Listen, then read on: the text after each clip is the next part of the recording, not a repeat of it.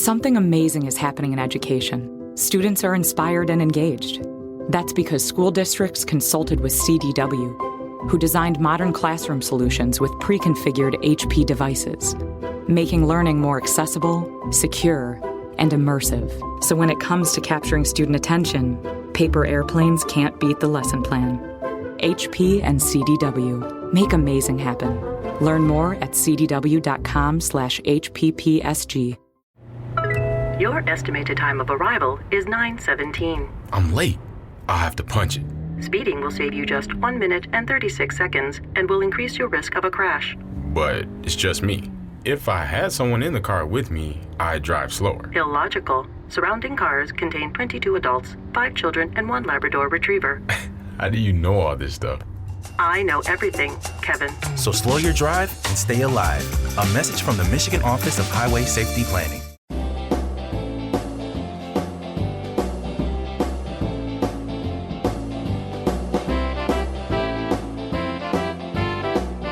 So that starts this Wednesday. That is if I don't end my own life. You're not going to not show up.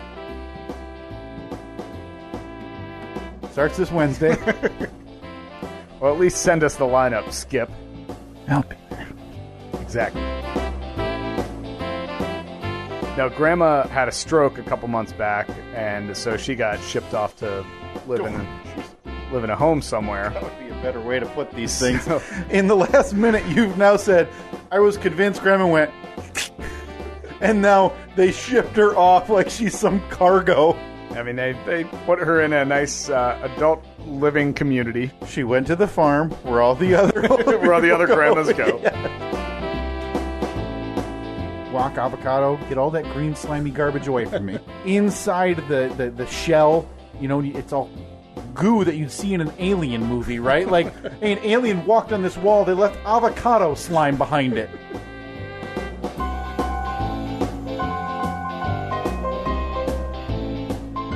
Nothing wrong with avocado at all.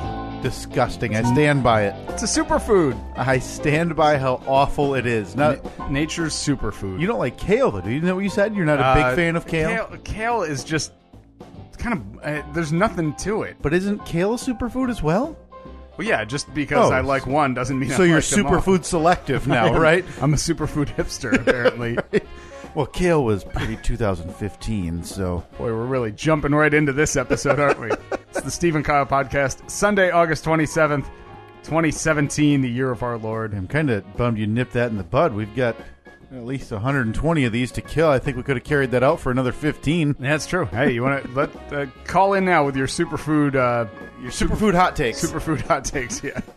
Hashtag superfood hot takes this week if you want to communicate with us. That was quick. On social media, a lot of times it doesn't happen because we're not very consistent with anything. Yeah. And a lot of times it happens within the last 10 minutes, not today. Yeah, and a lot of times I see these weird hashtags and I wonder, what are these people talking about? Hashtag hot horse takes. We still get hashtag hot horse takes, and we still get like hashtag covered bridges suck or hashtags team covered bridge. Yeah. That debate still raging. Yeah. I will not back down. Oh, there's no chance I'll ever back down from that. I'm actually, for years I'd always thought, I'm probably going to die relatively young. I have a family history of heart issues and everything. So what do you think? You'll make it to like 35? Well, 36? I told Katie that I'm shooting for 40, and anything outside of that is bonus baseball. You have a will? No, not yet. I should do that. Yeah, work on that. That's not a bad idea. I mean, I don't have many assets, so I think most of it, the will would be like me cracking a big joke. Like, you have to take my 98 Degrees CD that I had from when I was 14 and is at my parents' house still. Now, are you going to be one of those guys that when you die, you're going to have the obituary basically telling everybody to F off? Oh, I think I'll have that thing pre-written. I don't want to leave that up to anybody else's devices. Yeah. So when Katie's grandfather passed away a couple of months ago, and it's in a small town near where we are. Mm-hmm. This funeral home was kind of like the local. Everybody went there, right? Yeah. So when we were there, I was there. I don't know why. Kind of sitting off to the side while they were answering questions and figuring out the plans and everything. And they had the the funeral home had like a pre-written obituary to go into the local papers or whatever. Sure. And I read through it, and I wanted to choke myself because. Wait, you mean they had like a pre-written? Well, not pre-written. So like a template. Yeah. So he passed away overnight. Okay. And so the guy was kind of up all night making sure the plans and everything was going okay. So he had written one in overnight type of thing. Yeah. And so he goes, oh, hey, here's the obituary. I'll print out a few copies, and he passed it around to members of the family. Well, it gets to me, and I look at it, and all I want to do is take a red pen and say, what in the hell are you doing? There's spelling errors. There's grammar errors. There's why is this written this way and not this way? Right. Oh, yeah. And that has, I think that, I thought right after that shocked me into, I should write my own. Find an English professor. Right. And dictate what you want it to say and have them write it. Maybe what I'll do is write one every year because, you never know when you're going to kick the bucket. Well, I mean, really, just write one and then update every year. Well, that's what I mean. Yeah. So change the things like, leave certain family members out that you don't want to mention the next year. Like, well, hey, that guy was a jerk. Delete him next year. Started off with, well, made it another year. Can't believe we're still doing this. But then I'll save every 3 pages long. Right. I'll save every draft so that way it's like a mini life flip book when I do finally kick it. Yeah. Oh man. That's not a bad idea. Like this is your life, but you don't have to die to read it. This reminds me of on one of the old I think it was a little off topic. We did, what was it? Commencement speech. I know I've done commencement speeches for somebody else. Because I remember we did the commencement speeches on the radio show, and I think that was around the time you guys were doing the podcast. So we did them on the podcast, and then they got. But it was before that, Ethan. I think I did a commencement speech on the show for the other Wiener twin. Oh yeah, and Wiener one. But then I think we did. We did thank you notes or speeches on the podcast at the end of your for the show hosts. Yeah, and those ended up getting played on air too. I think we need to write each other's obituary. Okay, and see how that turns out. All right.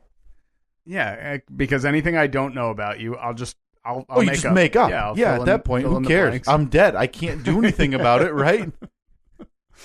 Man, so Kyle's extreme interest in model railroading is ultimately what did him in. He couldn't contain himself when he finally got the last part. Yeah, to the 1942 whistleblower extreme. Whoa! It's the extreme one. I need that. Oh God! He went out the way he loved, staring at model trains. Well, I think say no more. Those obituaries are done. Yeah, it feels like we just did the bit, so it's all over. Yeah, it's not. We could take a week, and it's not going to be funnier. No, than that. It's not going to cap death by model train excitement. Oh man. Yeah, so, I don't even know what I was getting at. I was going to say something before we got off there, but if it comes back, so be it. I'm sure it will about an hour and 40 minutes from now. And I'm going to interrupt. Yeah. So as soon as it comes back in my brain, hey, Steve. I remembered. Obituary. Call on me. So a really quick update. If you're, you may already have your shirt. We sent out the shirts a couple days ago at this point. If you're listening to this the day that it comes out. T-shirts went out. We hung out on Saturday morning, had a little T-shirt packaging party. Yeah, and early everything Saturday. Up. Surprisingly, there was only one issue with a size discrepancy. And not ours. Not our issue. Exactly. Important to be said. Yeah.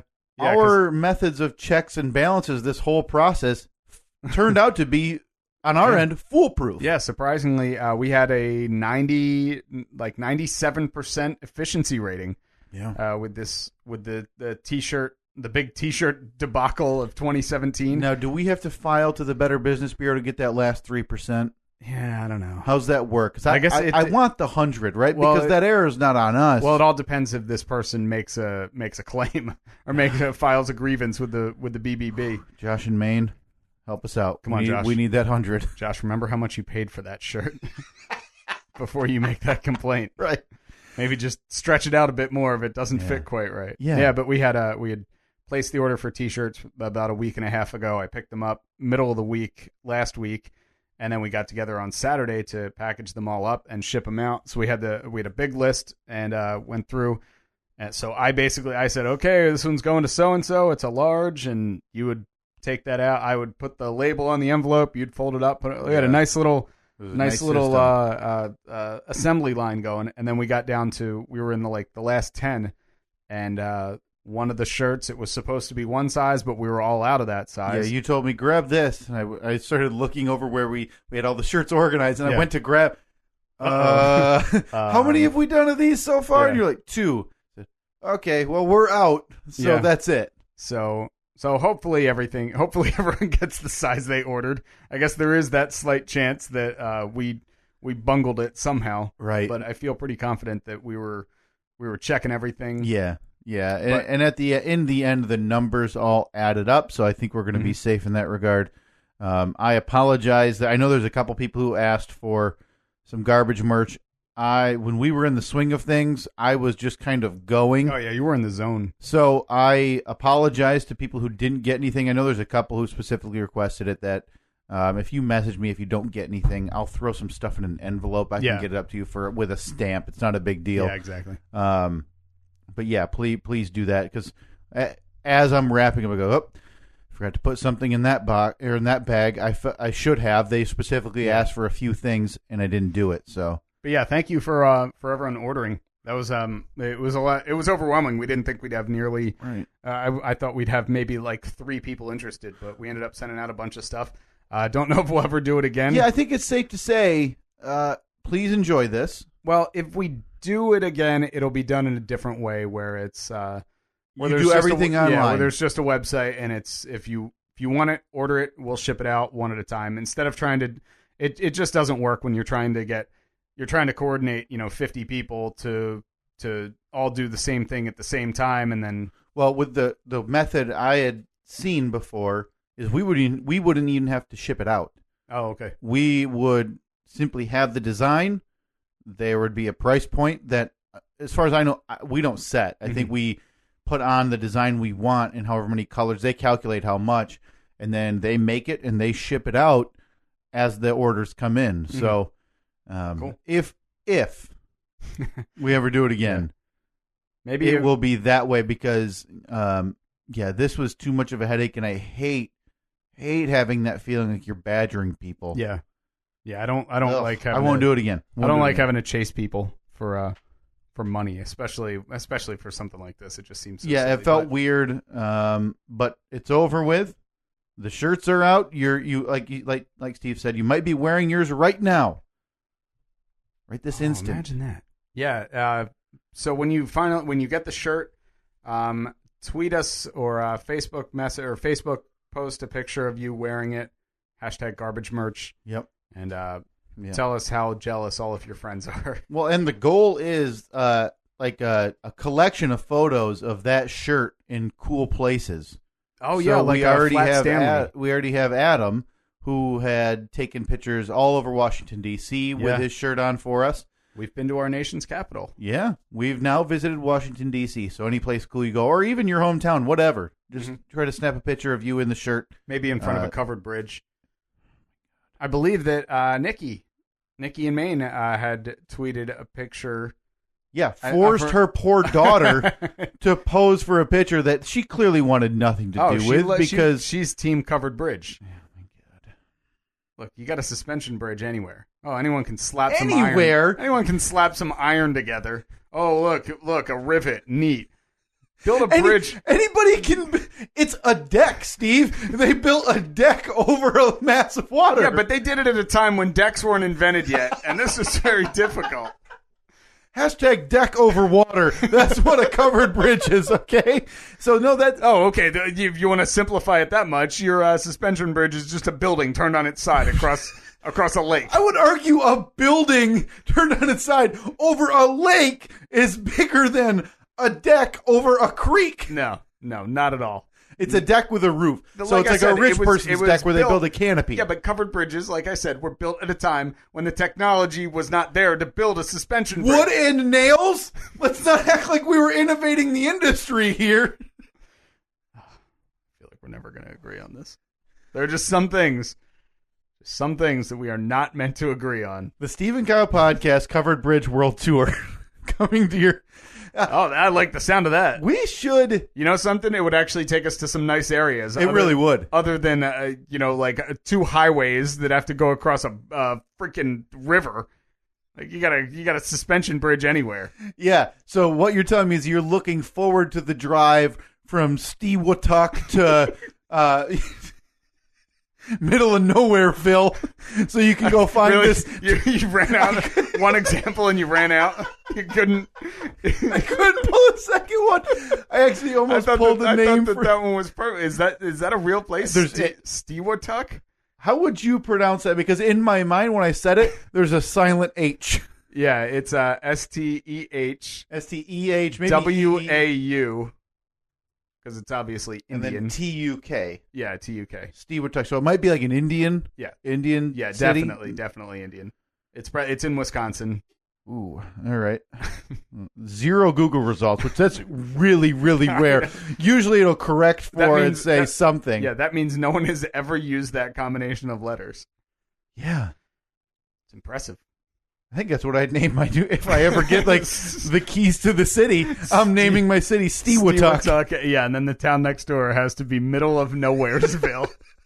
I don't know how I ran out so fast. That's really embarrassing. Because I thought, I'm like, man, that must be a real place. That's impressive.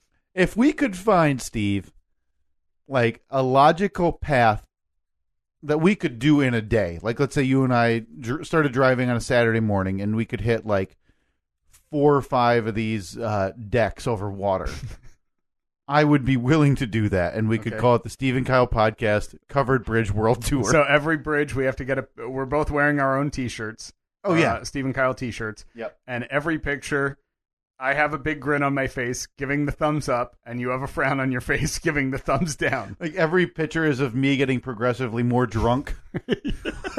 Last picture, you just got a flask in your hand, right? slugging it back. Now, if I Googled the best covered bridges in Michigan, road trip to Michigan's must-see covered bridges article from last October, already a falsehood because no covered bridge is must-see. Already a lie, right to your face. Well, that looks, it looks like a oversized outhouse that you can walk through because you can't put a car on it because it would crash through. It's great. I feel like you're minimizing. You're very much downplaying. No, these the are importance. neat. These are really neat. But boy, a lot of these towns, this is a. Oh, we got one. Oh, we could make this work. Yeah. We could make this work, and it wouldn't even be a whole day. It would be... It would be like an hour. Well, there's the map. So even if we cut out, like, the outliers... Oh, yeah. Okay. We could absolutely... I see, yeah, there's 5 right there. Yep, you cut out 5 outliers. We could make that work in a half a day. Yeah. So the Steve and Kyle podcast... But we got to do it, because apparently all these pictures are from, like, postcards when they do the... like fall postcards of all the leaves. Beautiful. Yeah, we Look should at do that. Look at that. Yeah, it feels like something we'll 2 podcast hosts shouldn't do, and like a loving romantic couple would do. We'll maybe bring our significant others with us. They're not in any of the pictures. No, this is a podcast world tour. Yeah, they'll be taking the pictures. Yeah. So we're not going to make T-shirts for this though. Annette will be taking the pictures. And then Katie will be holding those things that look like umbrellas that apparently do something with something light. with a light. You got to somehow make this hairline and this forehead look good. Yeah. That's the key. Do I look like Fabio yet? Yeah, right? Did my hair grow 3 inches from that paper that you're holding against the sun? No? Let's try again then. Oh, man. So I'm dead tired. I don't know about you because I stayed up to watch the Mayweather-McGregor fight that finally happened last night. Well, so this is week 2 of what we presume is going to be the normal recording schedule, which is Sunday mornings. And, of course, the second time we ever do it, we have a late night event the night before that we're all interested in, right? Yeah. So the big fight took place last night. We talked about it probably a half a dozen times, I would argue. It's been in my Fast Five 3 or 4 least times? 5-6 times. Really? Spoiler alert! Might be in there again today. Right. But I feel like it's finally the last time it'll be in there. Yeah. It was. I think so. This is one of those events that non-boxing fans watch, non-fighting fans watch, yeah, and then non-boxing, non-fighting fans are all like, "Boy, Is every boxing pay-per-view this boring? Yeah. You're like, oh, yeah. No, this is the way they all go. Yeah. I mean, if you're not an aficionado, you don't care about the cruiserweights fighting at 9 o'clock on the undercard, right? Not at all. So a couple of us went to Free Beer's house last night to watch this event because, like you said, I'm in no way a boxing fan. Yeah. I am a casual at best MMA fan. Mm-hmm. But I used to watch, like a buddy of mine would order the MMA pay-per-views all the time. Yeah. So I'd stop by and I'd watch them from time to time, and I enjoy it. I like watching them. I like I was really into that the UFC, the Ultimate Fighter show for a while. Oh yeah. Yeah.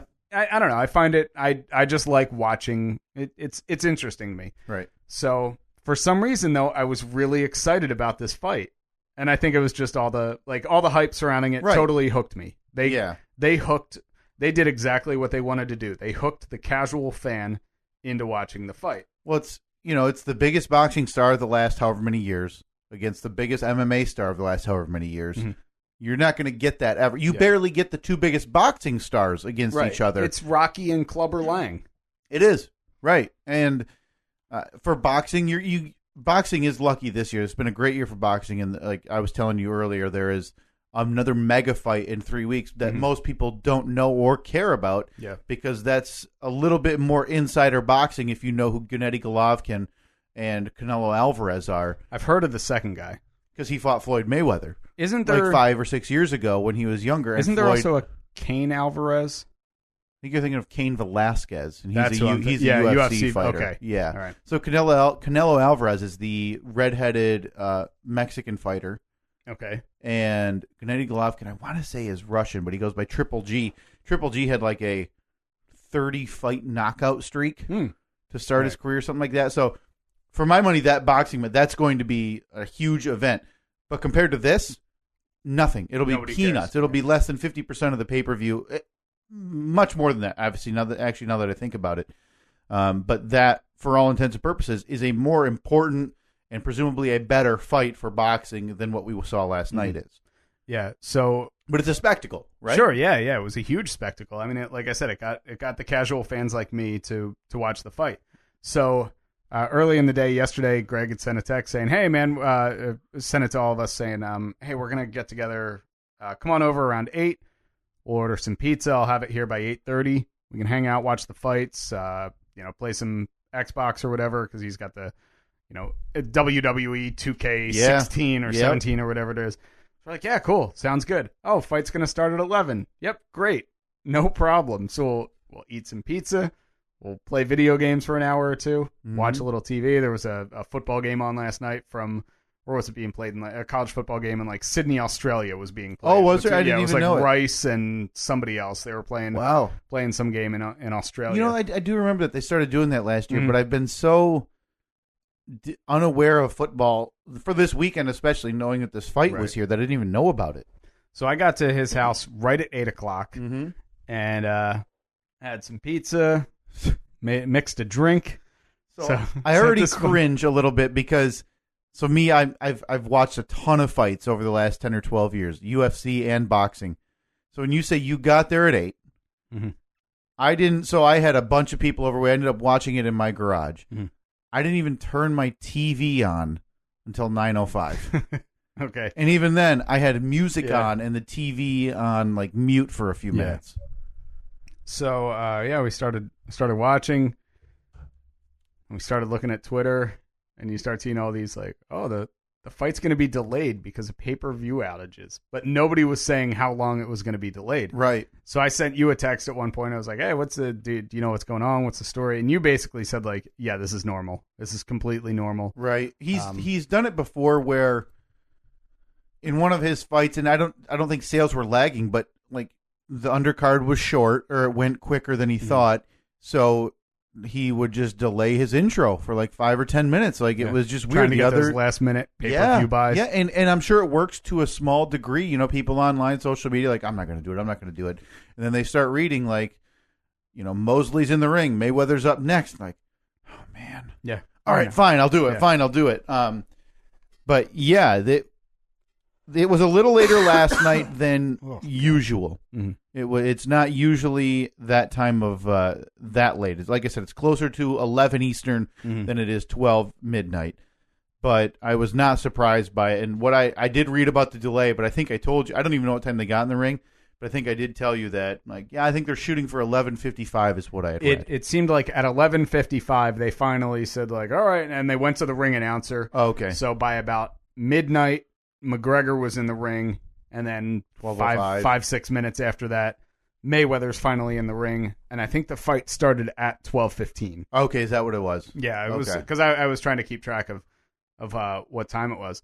So, yeah, but I mean, we're sitting there for like 4 hours. We were sitting there before this fight started. I'm nodding off. I'm like, oh God, if this fight gets delayed, like if they had made an announcement saying the fight's not going to start until 1, I would have left. I would have gone home and caught it on YouTube this morning. And the whole time I'm sitting there thinking, I'm like, oh God, it's like, I gotta record a podcast. Granted, this is not difficult to do. Well, no, but you have to be up and you have to set the thing up, and you can't be like, for my money, you can't walk from bed to the recording studio. No. I woke up a few minutes early because I was like, I gotta have like a bagel or something. I gotta wake up for a second. I can't just believe it or not, sit down and go, what's going on, Steve? As difficult as it is to believe, there was a little prep that we put tiny bit that we put into this. Yeah. So we're sitting there watching the fight, and man, those first 3 rounds, I'm like, he's gonna do it, because I'm not a fan, but I want to see even everybody. Fans, everybody wants to see everybody roots for the underdog. Yeah, and even as a fan, you look at those first 3 rounds, and there's 2 camps. You say, well, Floyd's feeling him out, or he didn't expect this, and Conor is a lot better than he thought. Yeah. So I kind of thought, I don't know, it seems like a little column A, a little column B. Maybe, yeah. You knew that McGregor was going to come out swinging, because I'm sure he was more excited for that fight than he was for any other fight that he's ever been in. So he comes out swinging, connected on a couple. Whether or not they did any damage, probably not. I'm sure Floyd is feeling just fine this morning. Yeah, you aren't kidding. But at the end of those first couple rounds, like at the end of every round, we're looking around going like, it seems like he knows what he's doing. And I wonder, and I made the point, I was like, well, maybe because, I mean, Floyd he's a professional boxer. He's got 50 fights under his belt. Right. He's used to fighting other professional boxers. Right. So the fact that McGregor is not a professional boxer, that's got to be throwing him off a little bit, because it's always going to be a little different in terms of... I'm sure his stance is a little bit weird. The way that he punches is a little bit different. The fact that he's switching back and forth between southpaw, like that's got to be throwing him off a little bit. But that changed pretty quickly when probably around halfway through the 4th round or maybe the 5th round. Yeah, and it looked like a switch. Definitely. like something just flipped. He's like, all right, I've seen it, I felt it. It's time to turn it on. Well, you could really tell, not even during the fight, but when they were in their corners, when they would show Mayweather, and he's just sitting there, like they're offering him water. He's like, and he kept turning it away. No, thank you. I'm not doing anything out there. I'm not breathing heavily. Nothing. Right. Then they go over to McGregor's corner. He's got ice on his chest, ice on the back of his neck. They're dumping water on his head. He's drinking as much as he can. Yeah. He's but yeah, and then I don't know, probably around the 6th round, we're just looking at it and we're like, oh boy. This is his arms are down real low. Yeah. He's Mayweather's just kind of picking him apart. Yeah, the first thing you notice is that I think I mentioned it to you this morning too, and I mentioned it last night, was McGregor's hands start sliding down. So normal boxing stance, you might be a little loose if you're away, but even when they were engaged, his hands were at chest level, and he'd have to essentially be reminded by a punch in the face to keep his hands up. Which is crazy, because that is, I mean, it's not like in MMA that would be the norm. Right, but it's so different because the distances are different in MMA, and they use a lot of, he uses his hands a lot to kind of keep the opponent at bay and kind of lock up. So you're not as at risk of getting, unless you have like a pterodactyl who can leg kick you or, head kick you there. So No, it was, it definitely changed. I mean, about halfway through, and then 2/3 of the way in, you could see McGregor was really, really breathing heavy and looking at the clock and just sucking wind, and his punches were not popping anymore. No. Like, Mayweather's head wasn't moving on those jabs or anything.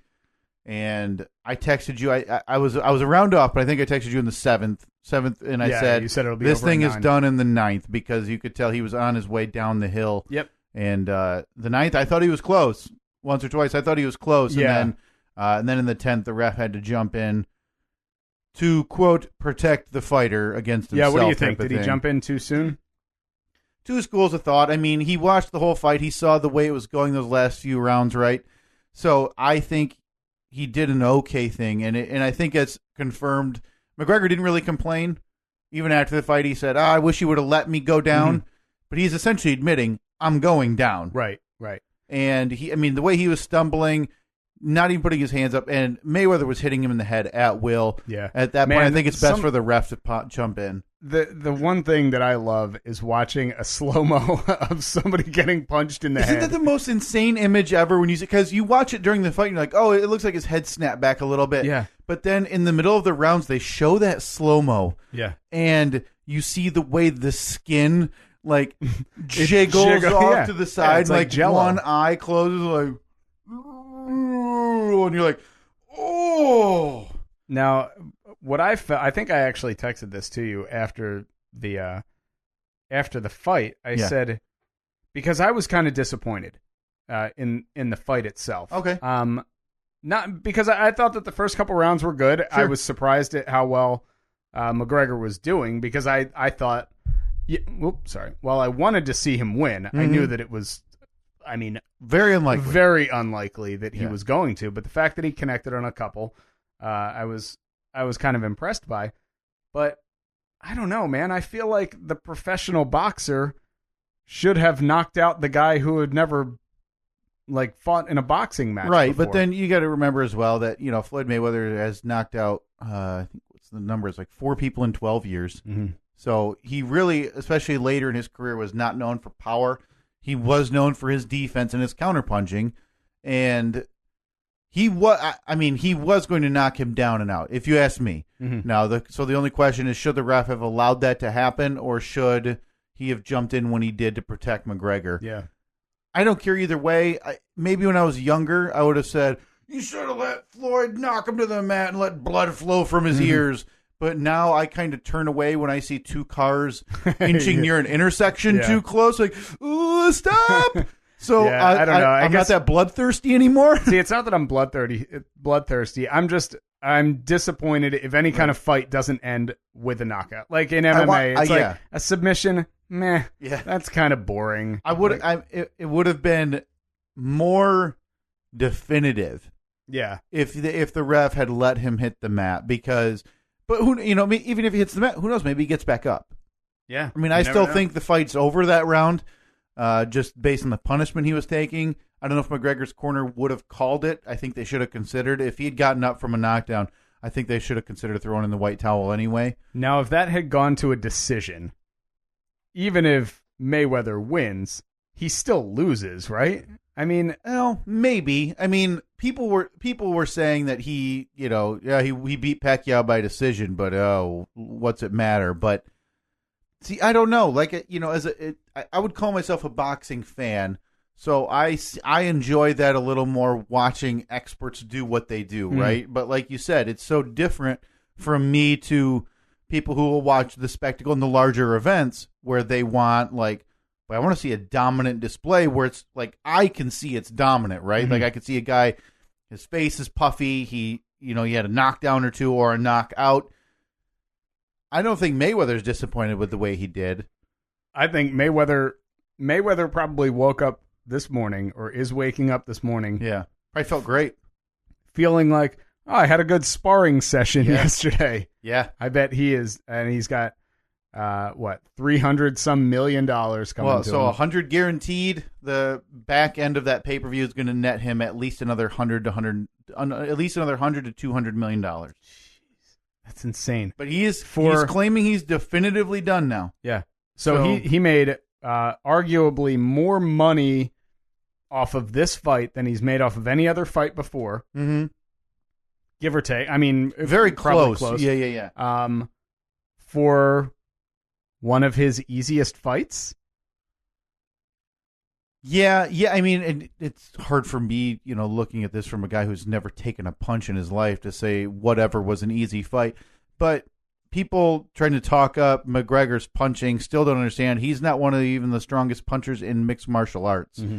He has a really nice left, but power-wise, he's not even in the top tier of power punchers in MMA. Yeah. So he was overmatched to begin with, taken to the fact that he hasn't professionally boxed before. I think this will go down. You could tell Mayweather was 40. I mean, he got hit more than he has in years. But, I think it was very easy for him. I really do. I think people, especially online and on Twitter, concerned like, oh, man, look at those first 3 rounds. Like, oh, boy, is this going to happen? But then watching Mayweather, like, smiling, coming out of some of these flurries, you're like, okay, he knows, obviously, light years more than I could learn about boxing if I started today. He knows something I don't. Like, he's not just grinning as being that showboat. It's a little bit of that, but he's also kind of saying, I got you. Like, I know how you're going to go now. Yeah. I know how this is going to play out. Man. And then you look at McGregor waking up this morning. He did, I think, better than most people thought he would. Yeah. Well, he lasted a lot longer. I mean, went 10 rounds with arguably one of the best boxers. And I wonder if what Vegas took on that, because the over-under, and this is why they do the job, the over-under was 9.5 rounds. Wow. In Vegas. So I'm sure they did okay when it's that close. Yeah. I'm sure they're making money or breaking even at worst, right? So Vegas absolutely made a killing last night because... Well, did it go 9.5? No, so it counts 10. It happened in the 10th round. Okay, it so is in 10. I gotcha. Okay, so they don't split it up. Right, so you're not going to push that bet if you're in Vegas. So it either goes 9 or it goes 10. Because it basically went 9.5. Almost exactly. Yeah. Right? Because it was at like 140 or something. Something like that, in the 10th. So it just goes to show you that, boy, they know a lot better than we do to set that at 9.5. But I read a tweet, I think, right before an hour before the fight started, that in the last hour, more money had come in on McGregor, or more bets had come in on McGregor than had come in on Mayweather in 2 months. Wow. But that's also credited to a very large, very intoxicated Irish fan base who traveled, who were drinking, and then like, oh, hey, we got to go put our bets in. Boom.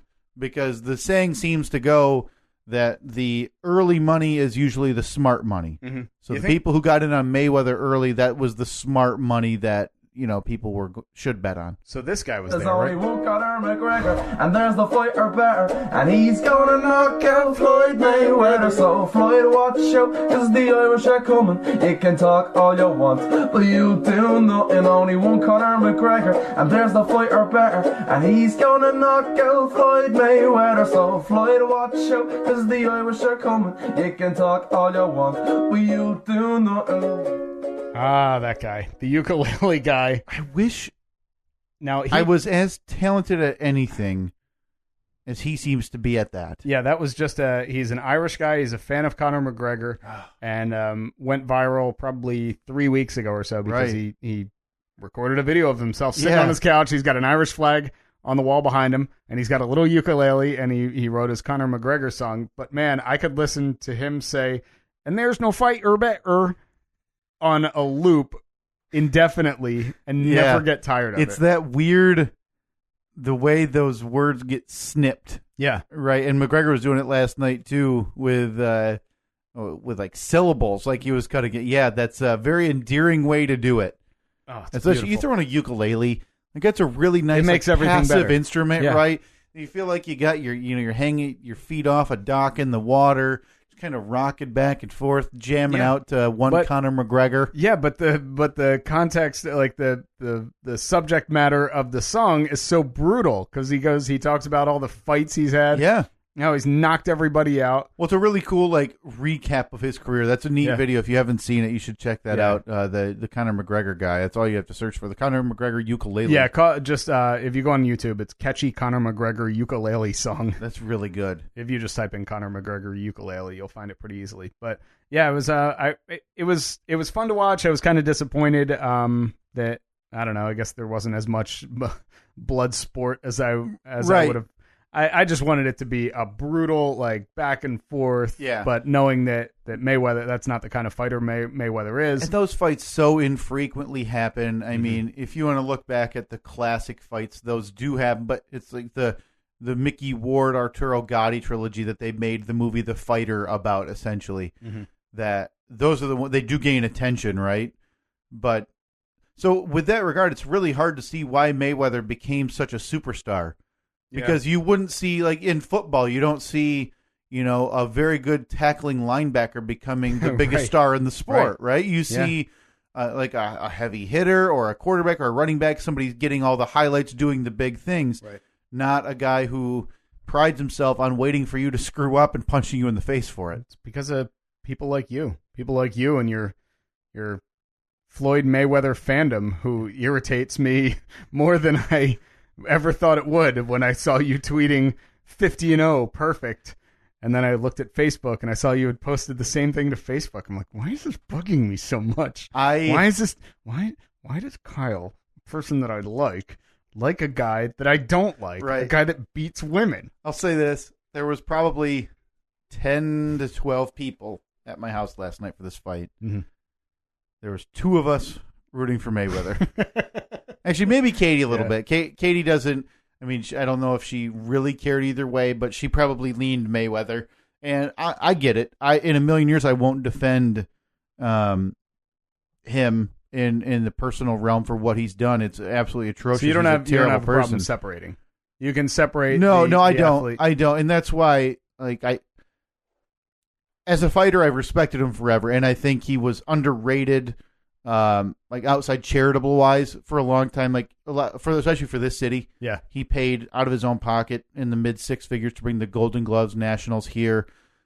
He runs a lot of nice charities in Vegas, but you just don't hear about that because for years he was the blowhard who would talk crap and then, beat his wife apparently or beat his girlfriend. So, I get it. I get why people don't like him, and that's encouraged. He's not a great guy, but as a boxing fan, I was lucky to be able to watch, in my mind, one of the 3 to 5 best fighters of all time. Yeah, I'm sure Lee Harvey Oswald, he was probably a nice guy too, but... Well, what was Lee Harvey? I'm not talking about Lee Harvey. What did Lee Harvey Oswald do for a job? You spend one day that you're not supposed to in the Texas School Book Depository, and suddenly everybody's all pissed at you. But we're talking about work, right? So what did Lee Harvey Oswald do for work? He boxed up books in that book depository. And he did it pretty darn well. Now, if I rated librarians, maybe Lee Harvey Oswald is on my list of favorite librarians. So I'm sorry that I can separate Lee Harvey Oswald's book boxing from the day he assassinated the president. And other people seem to not be able to do that. But if I want to wear a Lee Harvey Oswald world's #1 librarian t-shirt out in public, I shouldn't be judged for that. Well, let's see how that goes then. Let's see how that goes. Boy, if somebody made that shirt for me to wear, I would wear it, but I would feel horrendous if I did.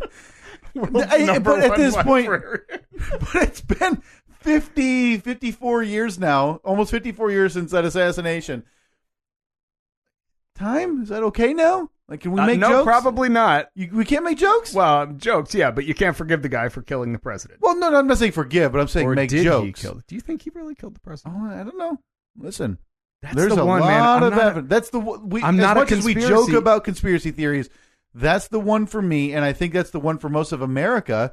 Last I had heard, I think more than 50% believe there was more than one shooter. Man, it sure is. It just seems like, from talking to Jesse Ventura years ago on the radio show, where he breaks down, he broke it down on that show that he had, where I forget what it was called, where Scream at the TV like an old man. Yeah, that was it. Called. Yep, okay, that was it.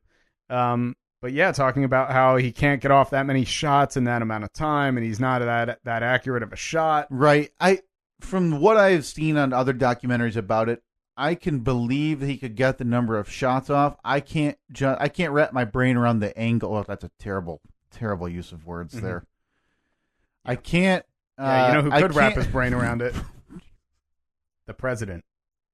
Yeah. The president.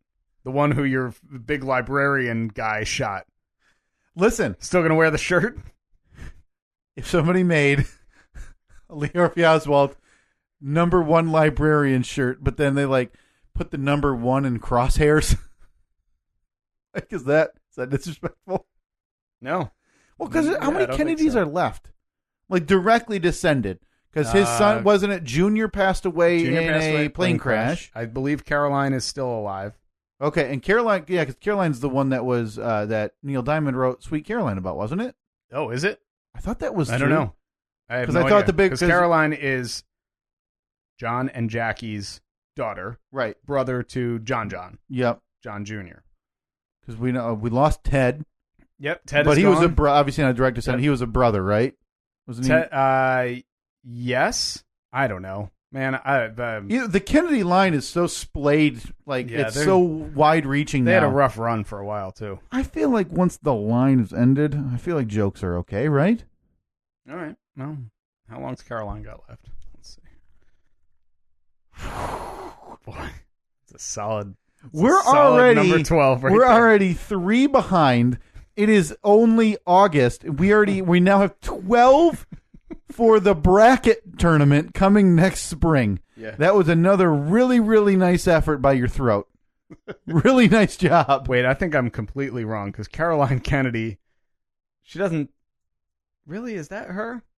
Yeah, no, I guess that is. Wow, she looks great for her age. Wow, almost 60. Yeah, 59 years old. Man, I thought at first looking at that picture, I'm like, oh no, that woman's like in her 40s. No way that's Caroline Kennedy. No kidding. Good for her. Good for her indeed. Famous quote. Still around. So she has children. So technically the Kennedy line is not done at Caroline, but the name will. Yeah. The direct name from John, right? Huh. All right. I still think we got to get... God.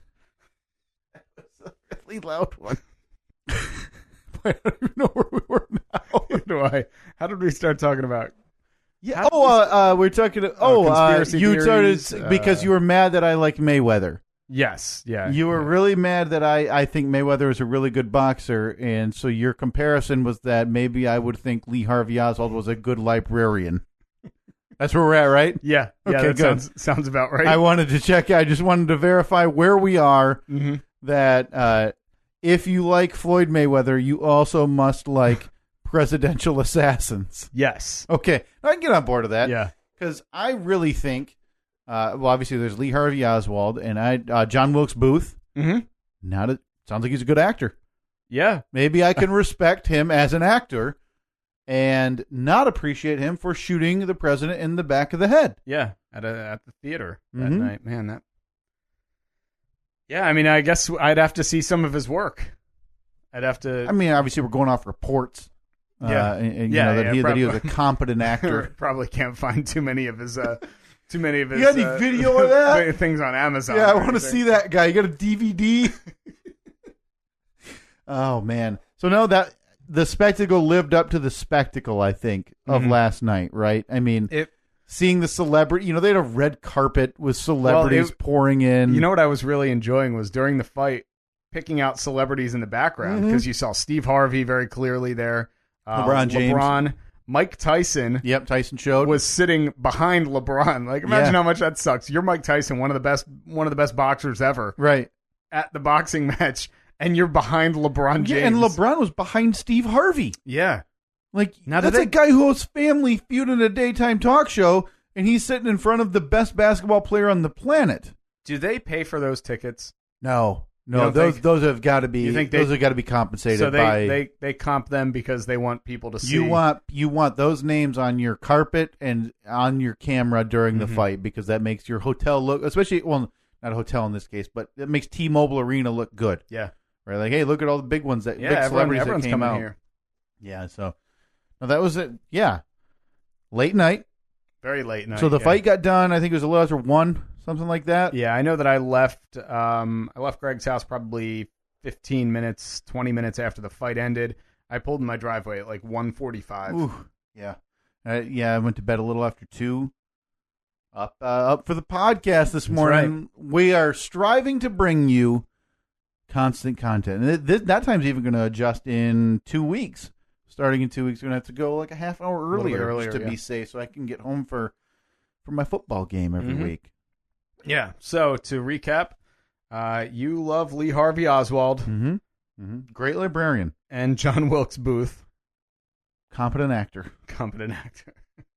By the way, I do have the number. So this is as of 2013, we mentioned this briefly, a Gallup poll found that 61% of Americans still believe others besides Lee Harvey Oswald were involved in Kennedy's assassination. 61%. That's insane. Do you and think technically, that's the lowest in almost 50 years. That peaked in 1976 at 81%. Wow, 81. And so really 2002, this may be 2001, and that would make sense because I think, especially after 9/11, conspiracies were kind of like back in. It was also at 81%. So do you think, plus you figure a lot of that is, the reason that number's come down is simply because people that were alive then are no longer alive. Right, and so now it's a lot of the younger generation who, I'm not going to say they're just reading it and accepting what they're reading, but they, for younger people who don't look into it or have, study in school about it, oh yeah, one guy shot him. That's what that's what it says. Yeah. Well, I guess, officially that's what right, that's the official word, right? So, but I think there's also, aren't there a ton of documents coming unsealed like the last 3 to 5 years about this? Because the question at this point is, was there CIA involvement? Was there mob involvement? That's the prevailing theory, is that the CIA had him assassinated, or like there was some mob connection. Man, that's so crazy. Isn't it? I mean, compared to the mob then, even in the 60s, you don't hear about the mob in the 60s, right? You hear about the mob in the teens, the 20s, and the 30s, and lesser in like the last 20 years, but it's so different now than what it was. I mean, back then doing directly illegal things like we're making booze when we can't be making booze. Now it's all filtering money through back channel. It's so different. Where was it in the 60s that Kennedy got wrapped up in that? I don't know. And well, it seems a lot of people also think that it had to do with like that it was Cuba that was involved in it. Right. Because there's the issue with Castro. Yeah. Many theories in the past 5 decades have suggested that Cuban leader Castro participated due to his failed Bay of Pigs plot in 1961. So do you think that at some point, because I don't know, so many people have died since then, and there hasn't been the bedside confession or the deathbed confession. That's a good point, because we're at the point now where it would have come out, right? I mean, what's the saying that, about the Clinton and Lewinsky scandal? There's only 2 people who knew. 2 people knew about and it that. Still got out. And suddenly the entire country knew. The entire world knew. Yeah. And in this one, you would need government associations, top level members, all to pass away without saying a word about it. Well, but I mean, you see, that. That's old school, man. That's so old school. Well, what was take it to their grave? Was it Mark Felt, the Deep Throat for Woodward and Bernstein? Yep. Yeah. I mean, kept that secret. They kept that secret until he was 90. Yeah. Did he pass away before they gave out his name, or was he like in his 90s? I thought he admitted to it on his deathbed. Maybe. Because I remember that was a big news story when Mark Felt got revealed as Deep Throat. But in that case, only 2 people knew. They didn't really talk until felt comfortable saying it. But still, something else that came out, right? Yeah, man, that's gonna it's gonna blow my mind when because it's eventually gonna happen where we hear about all these secrets are gonna get unlocked.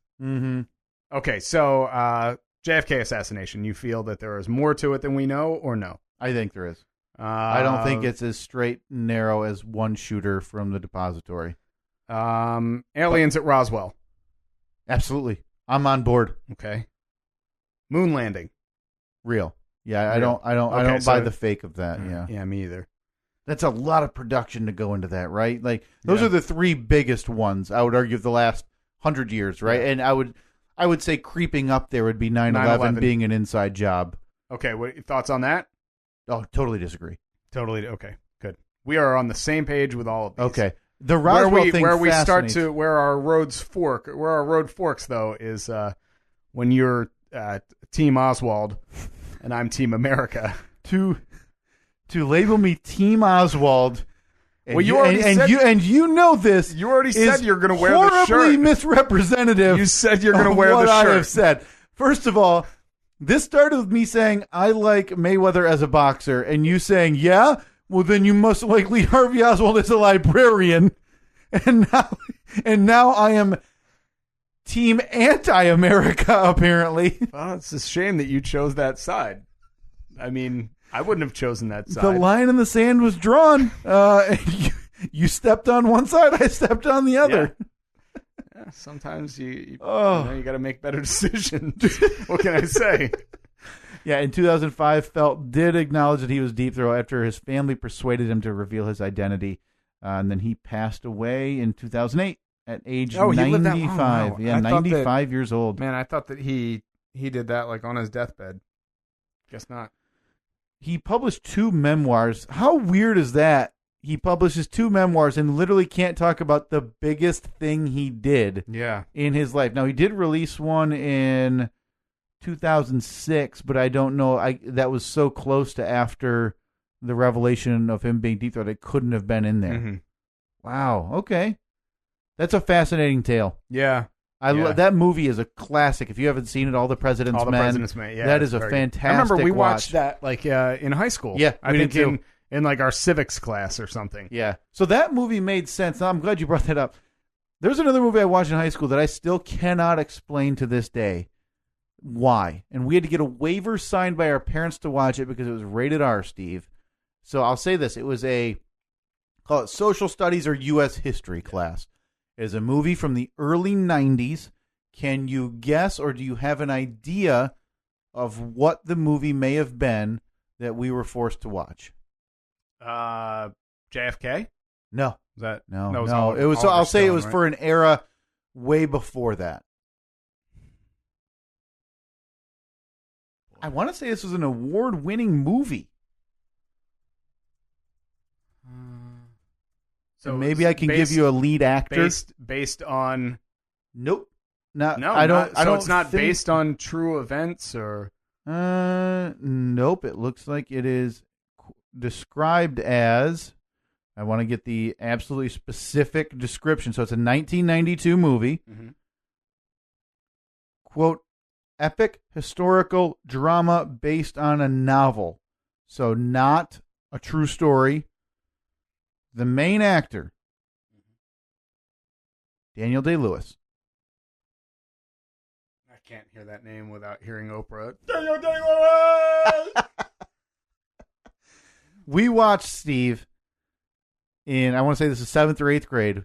We watched Last of the Mohicans. What? Literally a fake movie about something that did not happen.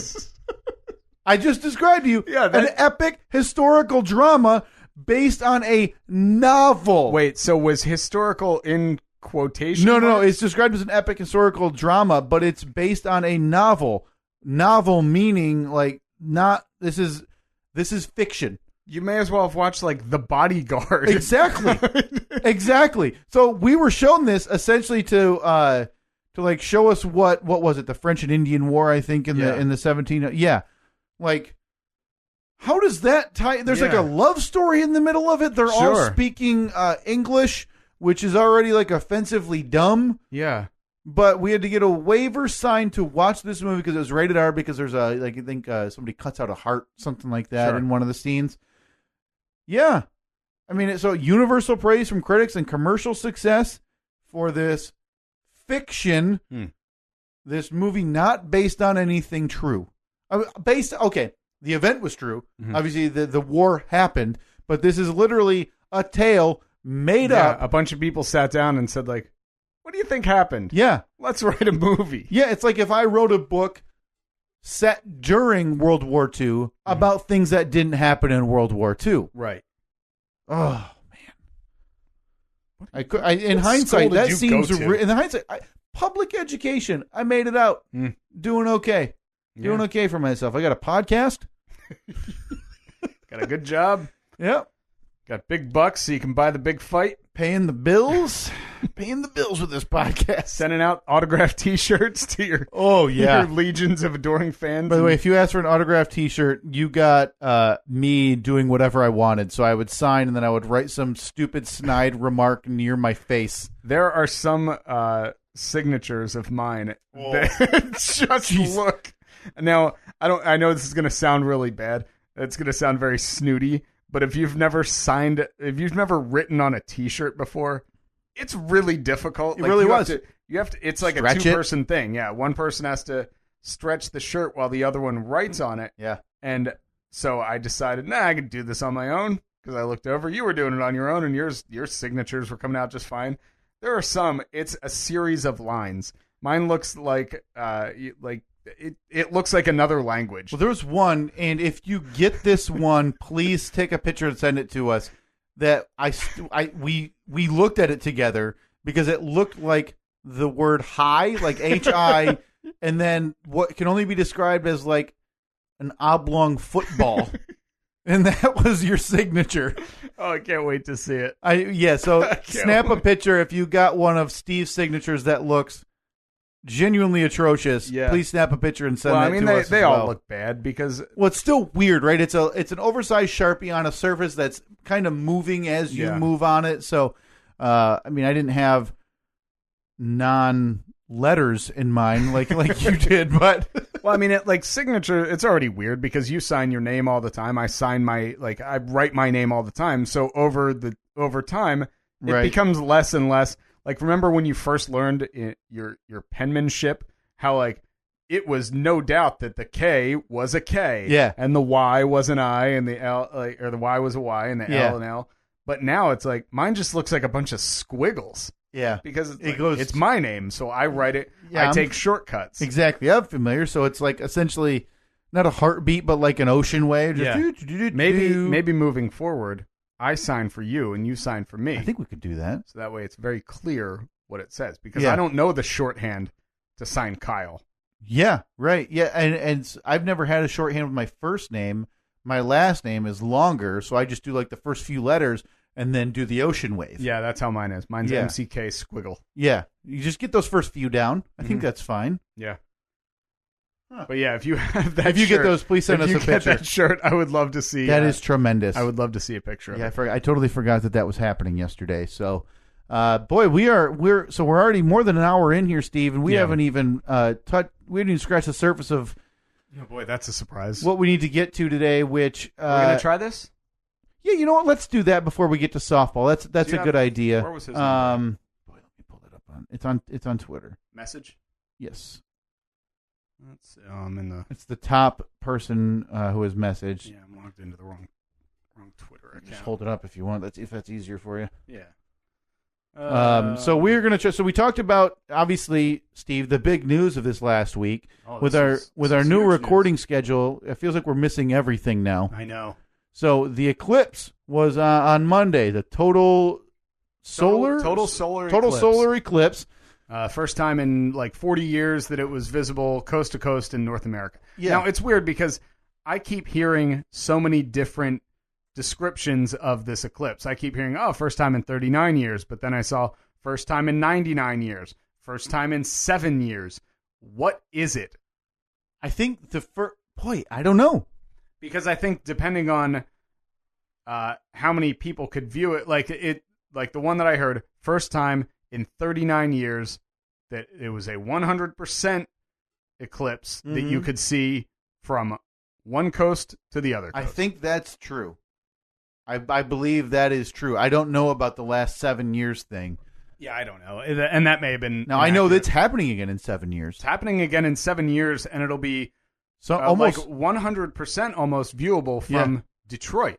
Oh, really? Which is 2 hours from here. I'll make that trip. I'll make that definitely do that trip. Yeah, because it's coming in from a different direction on this one, yeah, right? Well, they showed... I saw a bunch of maps that track the where the shadow is going to go depending on where you are, and it's crazy. But I mean, some unbelievable footage from this eclipse the other day. Mm-hmm. And I think the coolest one was the picture that you saw from the International Space Station of just a big black dot on the Earth where everything else is lit up. Oh, that's and it cool. just shows the shadow from the moon. I didn't see that. That's really neat. It's incredible.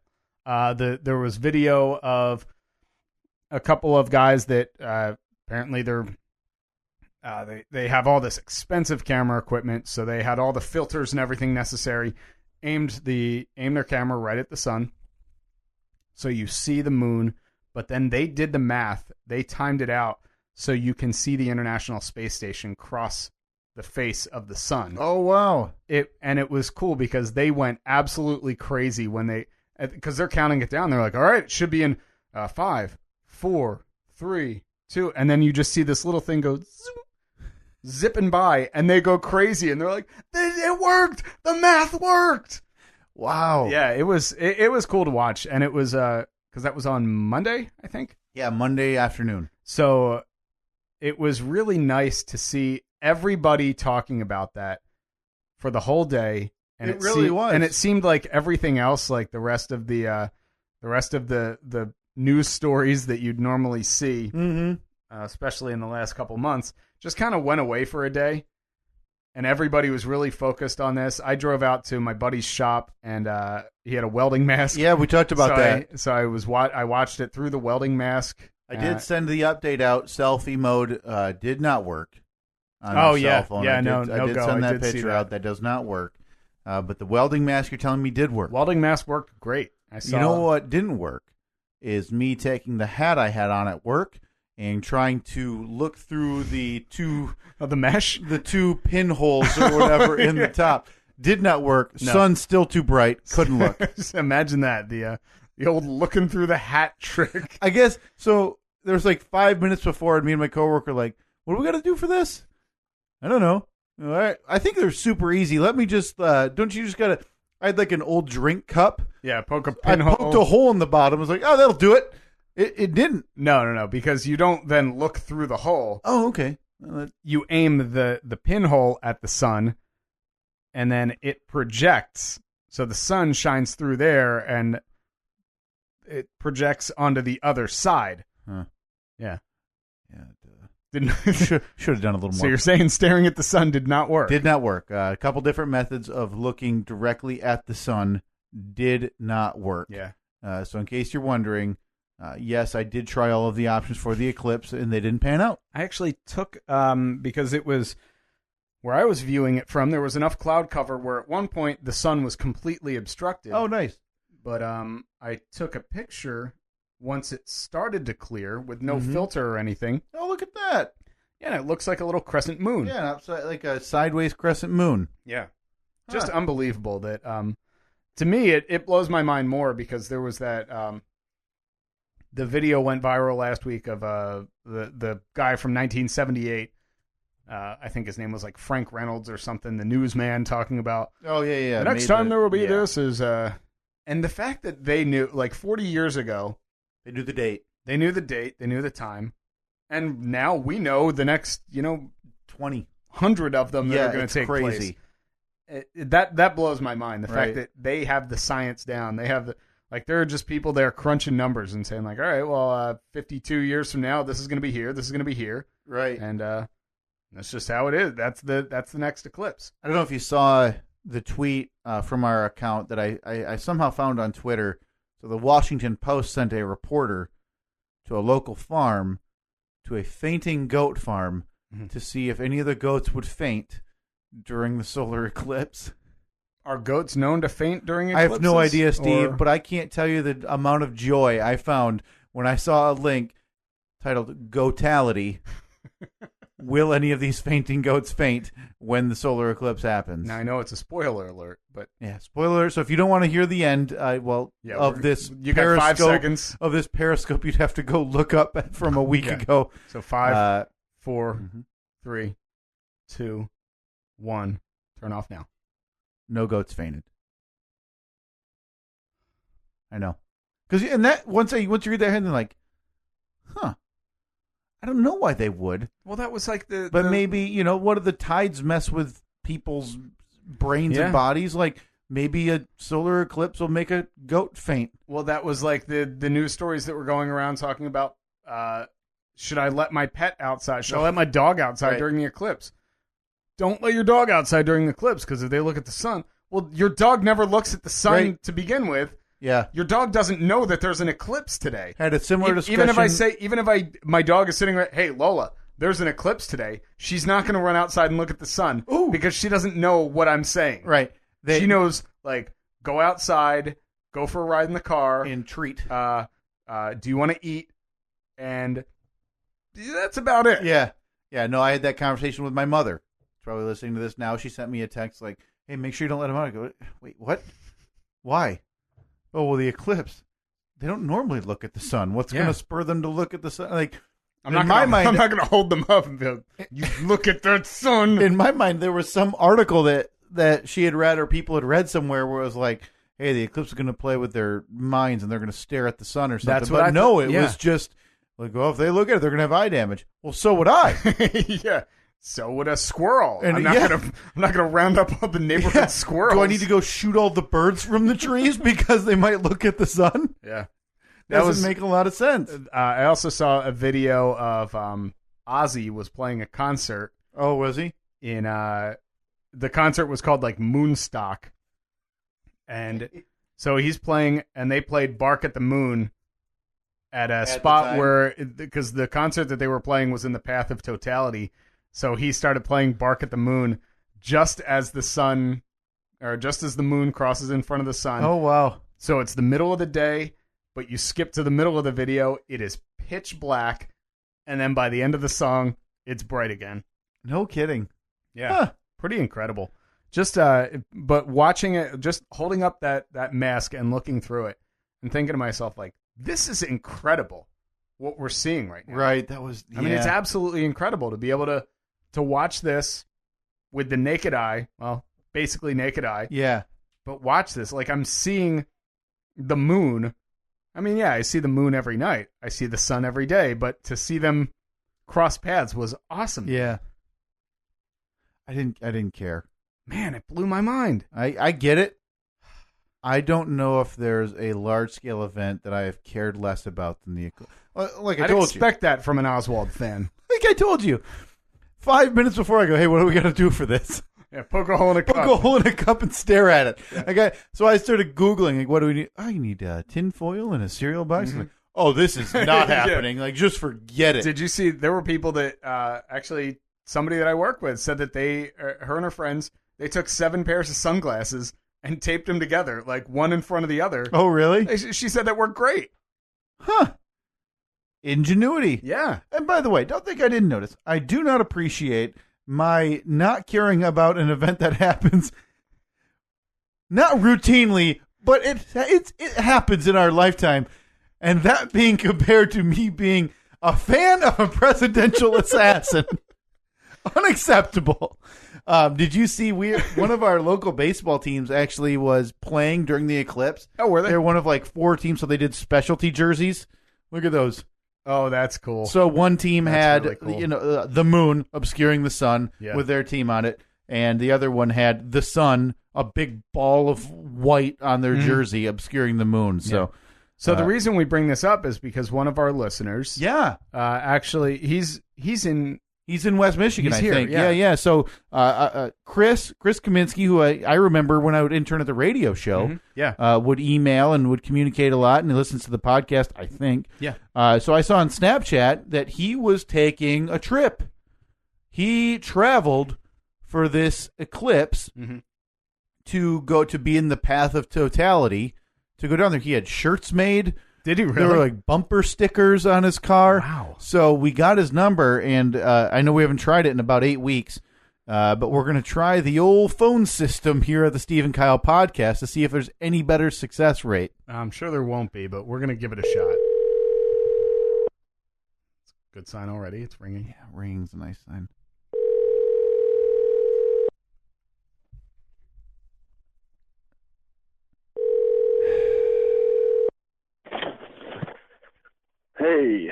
Hey, Chris Kaminsky, how are you, man? Hey, I'm doing good. How's the Stephen Kyle show today? It's very good. It's the Stephen Kyle podcast. Yeah, get it right. Please man. get the branding is very important to us.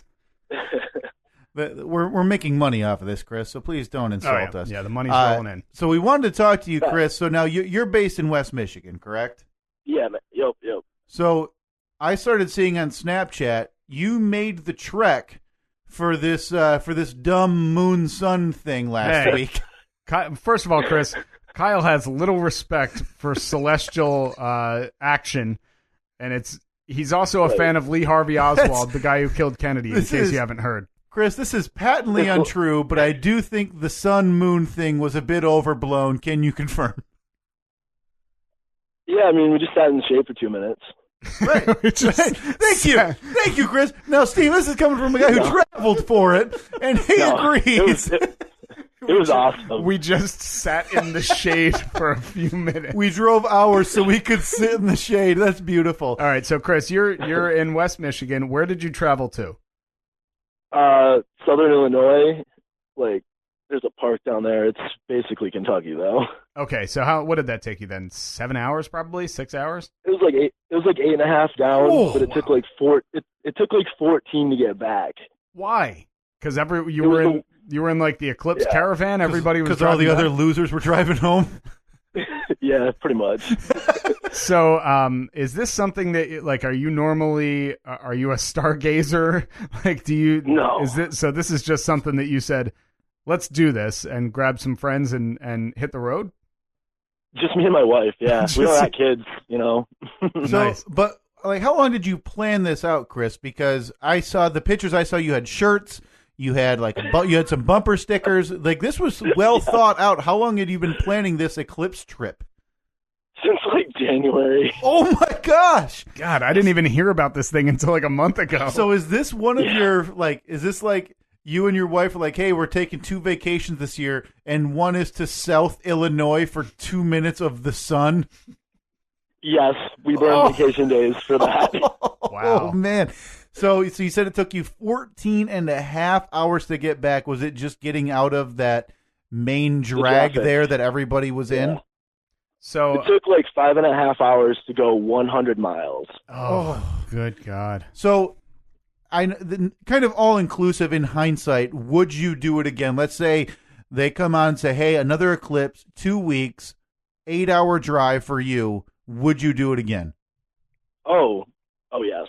Oh, yes. Why? You can't be camping in the middle of nowhere with no electricity, nothing prepared for it, and taking a shower with water bottles. You can't beat that. Well, boy, yes, that sounds great. It sounds like you could have gotten a hotel, Chris, and maybe stayed at like a nice area instead of South Illinois. Nothing against Southern Illinois. I hadn't heard about it as a hot vacation spot. No, typically it's not, but it's the upcoming Vegas from what I hear. So did you not have a hotel? So you drove down there Monday and you drove back Monday? We went down on like Saturday. Yeah. Oh yeah. Well, you want to make that an extended vacation. The longer you can spend in Southern Illinois, I hear, the better. So you drove down there. It was 109. Oh no! So you drove down. Yeah. You camped in a field with no doubt thousands of other people. It was a state park, but we did see it was like freaking Burning Man in some fields. Like, it was in the middle of the woods, and there were just tent villages, man. Now, so describe the moment. Like, now, did you have you obviously had the glasses or some kind of protective eyewear, right? Right. Now, describe the moment of totality when that happened. Were people losing their minds? Like, it seems like I've seen a bunch of videos of people just going absolutely nuts. Who was it? Sarah Jessica Parker from Sex and the City lost her mind watching it. Yeah, she was on a boat like off the coast of South Carolina. So in the path of totality, just went insane. Did you witness that stuff like that? Yeah, it was tears and tears. They were crying. What? It was like it was a concert. There were people selling T-shirts, like walking around, like out in the streets of Van Andel, they'd sell T-shirts. People were doing that. I was like, what is this? Well, I don't know if you can pass judgment on those people because you designed your own T-shirts. Yeah, didn't you have a T-shirt? I'm not crazy, right? Yeah. I saw you in a T-shirt. We did. We had a checklist. It was like like sing Total Eclipse in the Heart karaoke, sit in the shade for 2 minutes. We had to like take a selfie with a stranger, random crap like that. So there were people weeping that this regularly scheduled galactic event took place as scheduled. Yes. Like when it's framed that way, and I know it's somewhat intentional, does that make this seem dumb?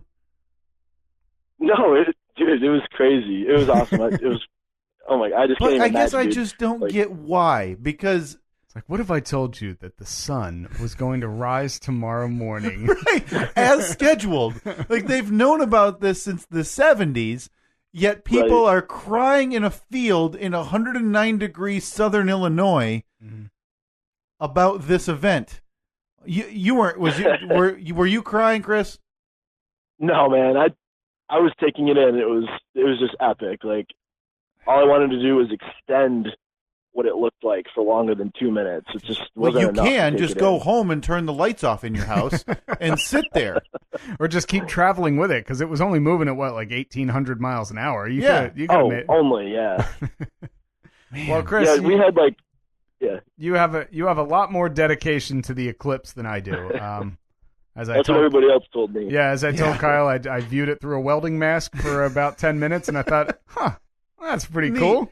No, I thought it was. I would love to have been closer to it. I think it would have been cool to be in that path, but there's no chance. No, I'm driving more than an hour to get there. Now, Chris, do you already have your plans for 2024? Are you going to make the same trip? Yeah, but I don't know where we'll go. It's supposed to come closer to Michigan. Yeah, I think from Detroit, I think you'd be able to see it like really well from Detroit. Yeah. I'm not like, I didn't make any plans concrete. Like I kind of looked at weather maps and stuff over the past year. Over the past year, no, that's not extensive. No, you're right. You didn't make any plans. You just looked at weather maps for a year. Let me tell you, was El Nino in the way? Was that a real concern? Or was it a La Nina year, Chris? It was a La Nina. So okay, good. I'm glad you got it nailed down. Now, were you like reading the, what is that, Uncle Ben's Farmer's Almanac, where it's just like homespun anecdotes about there's going to be a big storm on June the 3rd. Yeah, if the corn ain't knee high, no eclipse in the sky. So were you reading that type of info to see if your trek would work? Yes. Okay, good. I'm glad you have I think it's called Uncle Ben's, or like the poor farmers, poor Richard, poor something like that. If you actually have that, Uncle Ben's the rice. Oh, I was thinking because it was Ben Franklin who started it. Well, you read, Aunt Jemima's Eclipse Guide. Now, Chris, if you actually have one of those, you need to take a picture inside it, because if you went that far, man, that is a noble cause that I have respect for. If you were reading that garbage novel to figure out the weather patterns. Oh, man. Well, thank you for the info, Chris. That's fantastic. I'm glad you enjoyed it. It was everything you hoped for. It's going to be a bummer when your wife leaves you because she doesn't care. No, Chris, thank you for checking in with us. And you're going to be our official Eclipse correspondent. Yeah, you're on the correspondent list. 7 years from now when we're on episode 5,000 or whatever. We're gonna expect to check in with you. Yeah. Still no advertisers, but... By then, your episodes will be like 17 hours long. So. Oh, yeah. No, that's the goal. Every episode will be a marathon, like a telethon podcast episode where we raise money for different causes. Well, thanks for checking in with us, Chris. We'll talk to you later. Yep, bye, guys. See ya. Man, he has so much more dedication than I would. I didn't care that much. I was just checking weather patterns for a year. For a year? Like, what?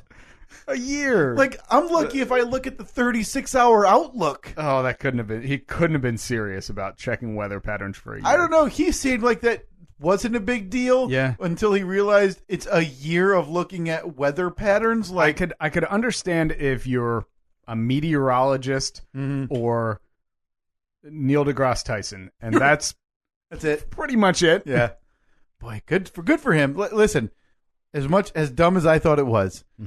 Or didn't care. I don't think it was dumb. I just didn't really care, right? Like, it wasn't on my radar of, I can't wait to see it, because as soon as I found out it was like 80% here, I don't know, it's kind of neat, but I don't know, we see 20% of the moon once a month, and I don't care about that. Yeah.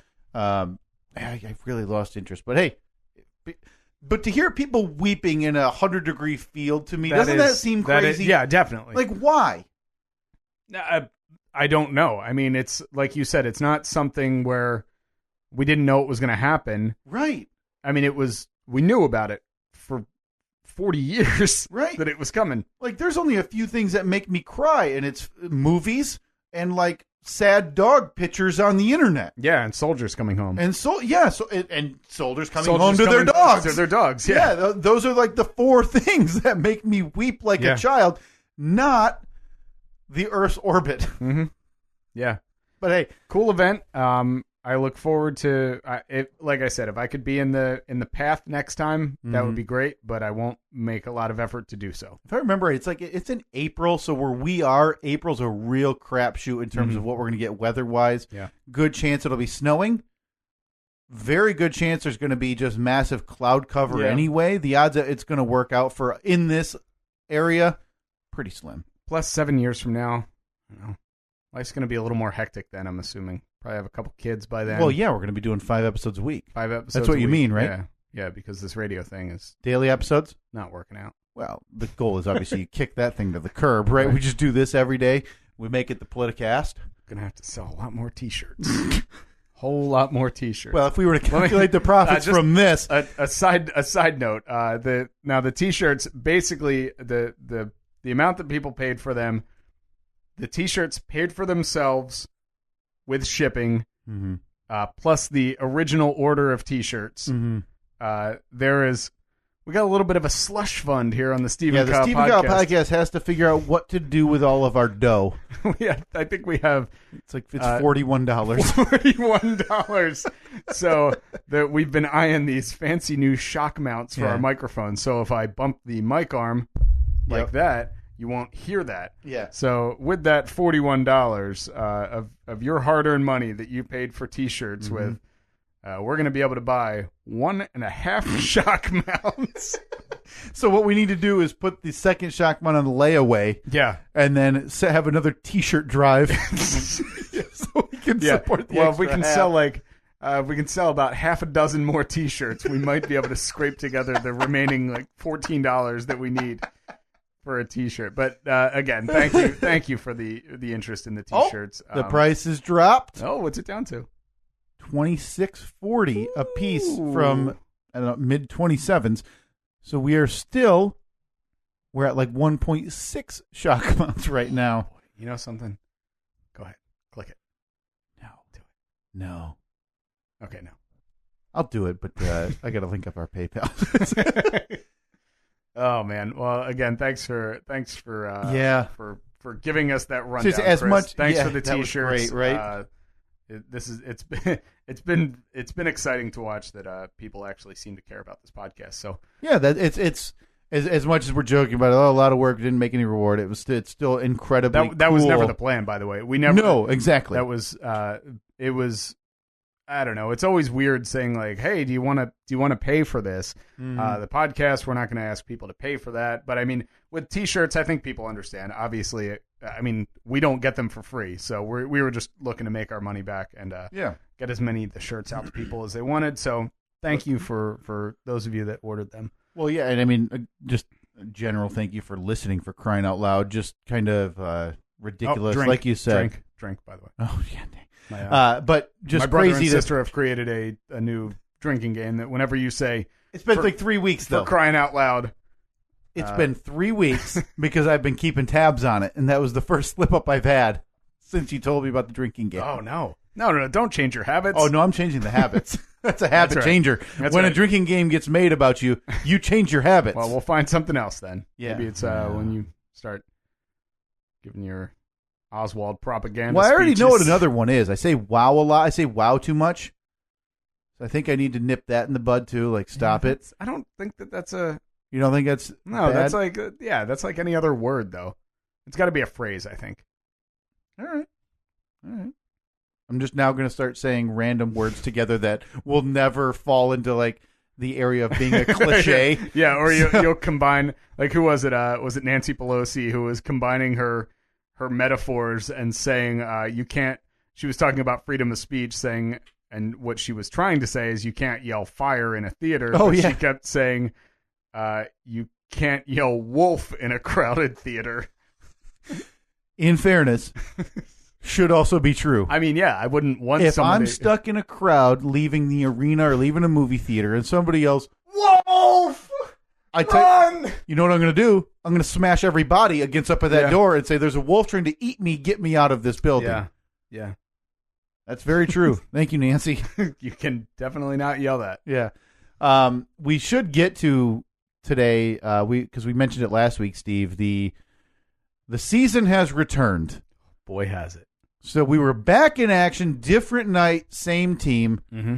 Team Remax. Same ragtag. Group of misfits. Yep. We had Rusty with the smell of booze from a outfield away. Tell you what, though, Rusty was the first one there. Yeah, he was. Well, he was probably tailgating in the parking lot. Tailgating our softball game. Yeah. We had Rusty. We had leaky leg Chris out on the pitcher's mound. Oh, boy, when you put it like that.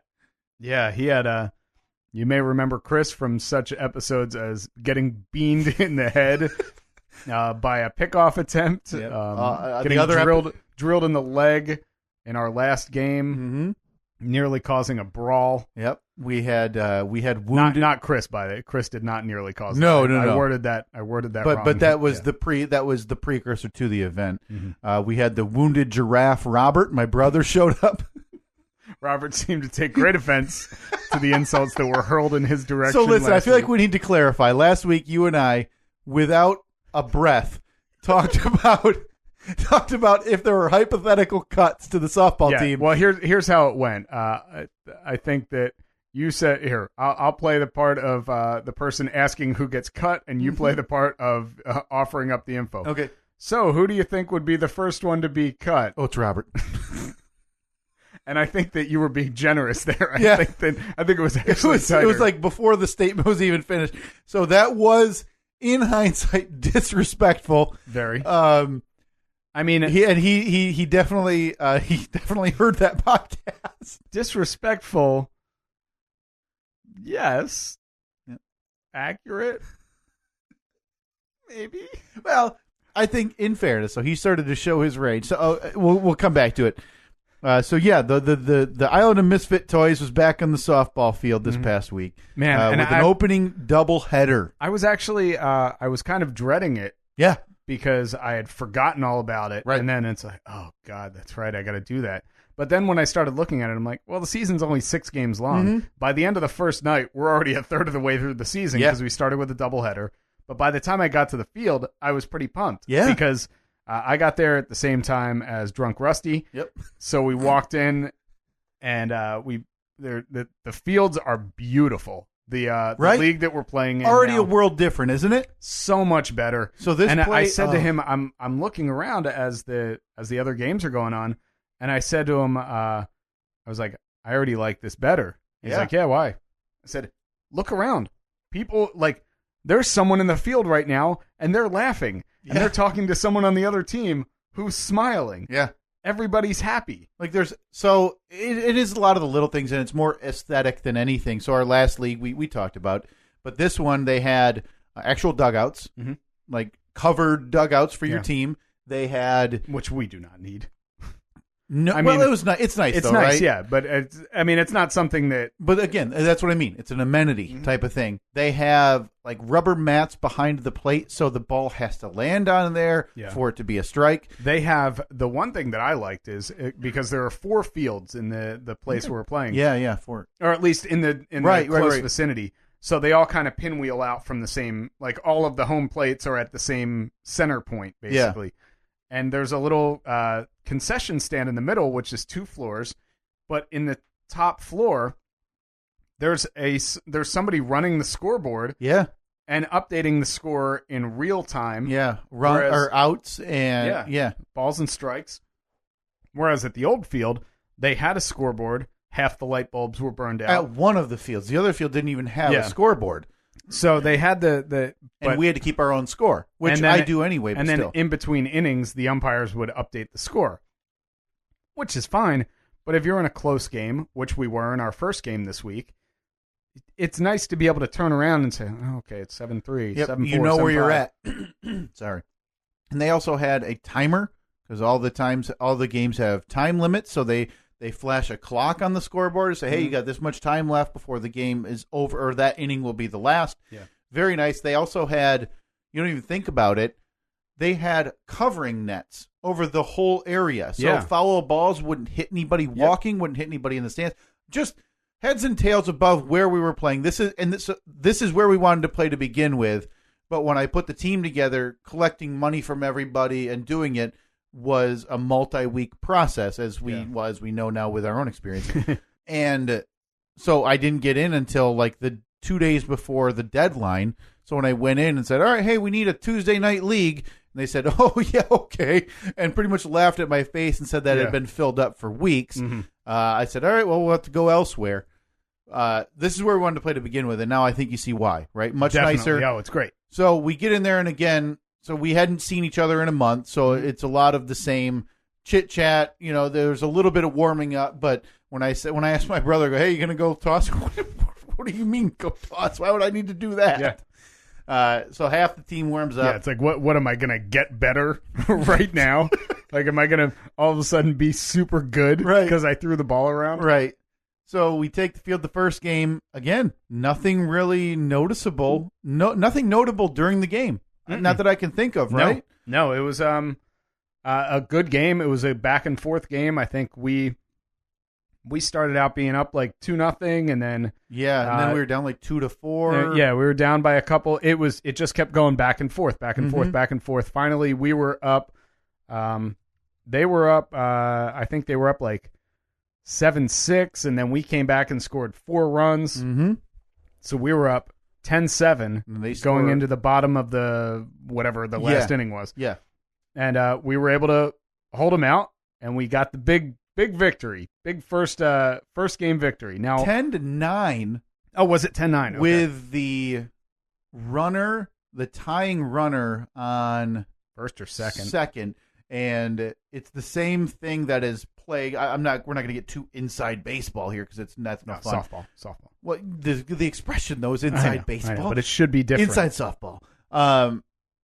But it was 10-8, and then of course we got young gun Joe out in center field. He catches a fly ball, and instead of just ignoring the runner going home because he's 200 feet away and he's not going to get him anyway, decides to give it his all and whip it home as it sails in front of the moon and lands at the catcher. Our own eclipse. The hitter or the base runner runs from first to second to get himself in scoring position. I'm in the dugout. I throw the clipboard over my head. My brother even, and sitting next to me, goes, "Joe, the hell are you doing?"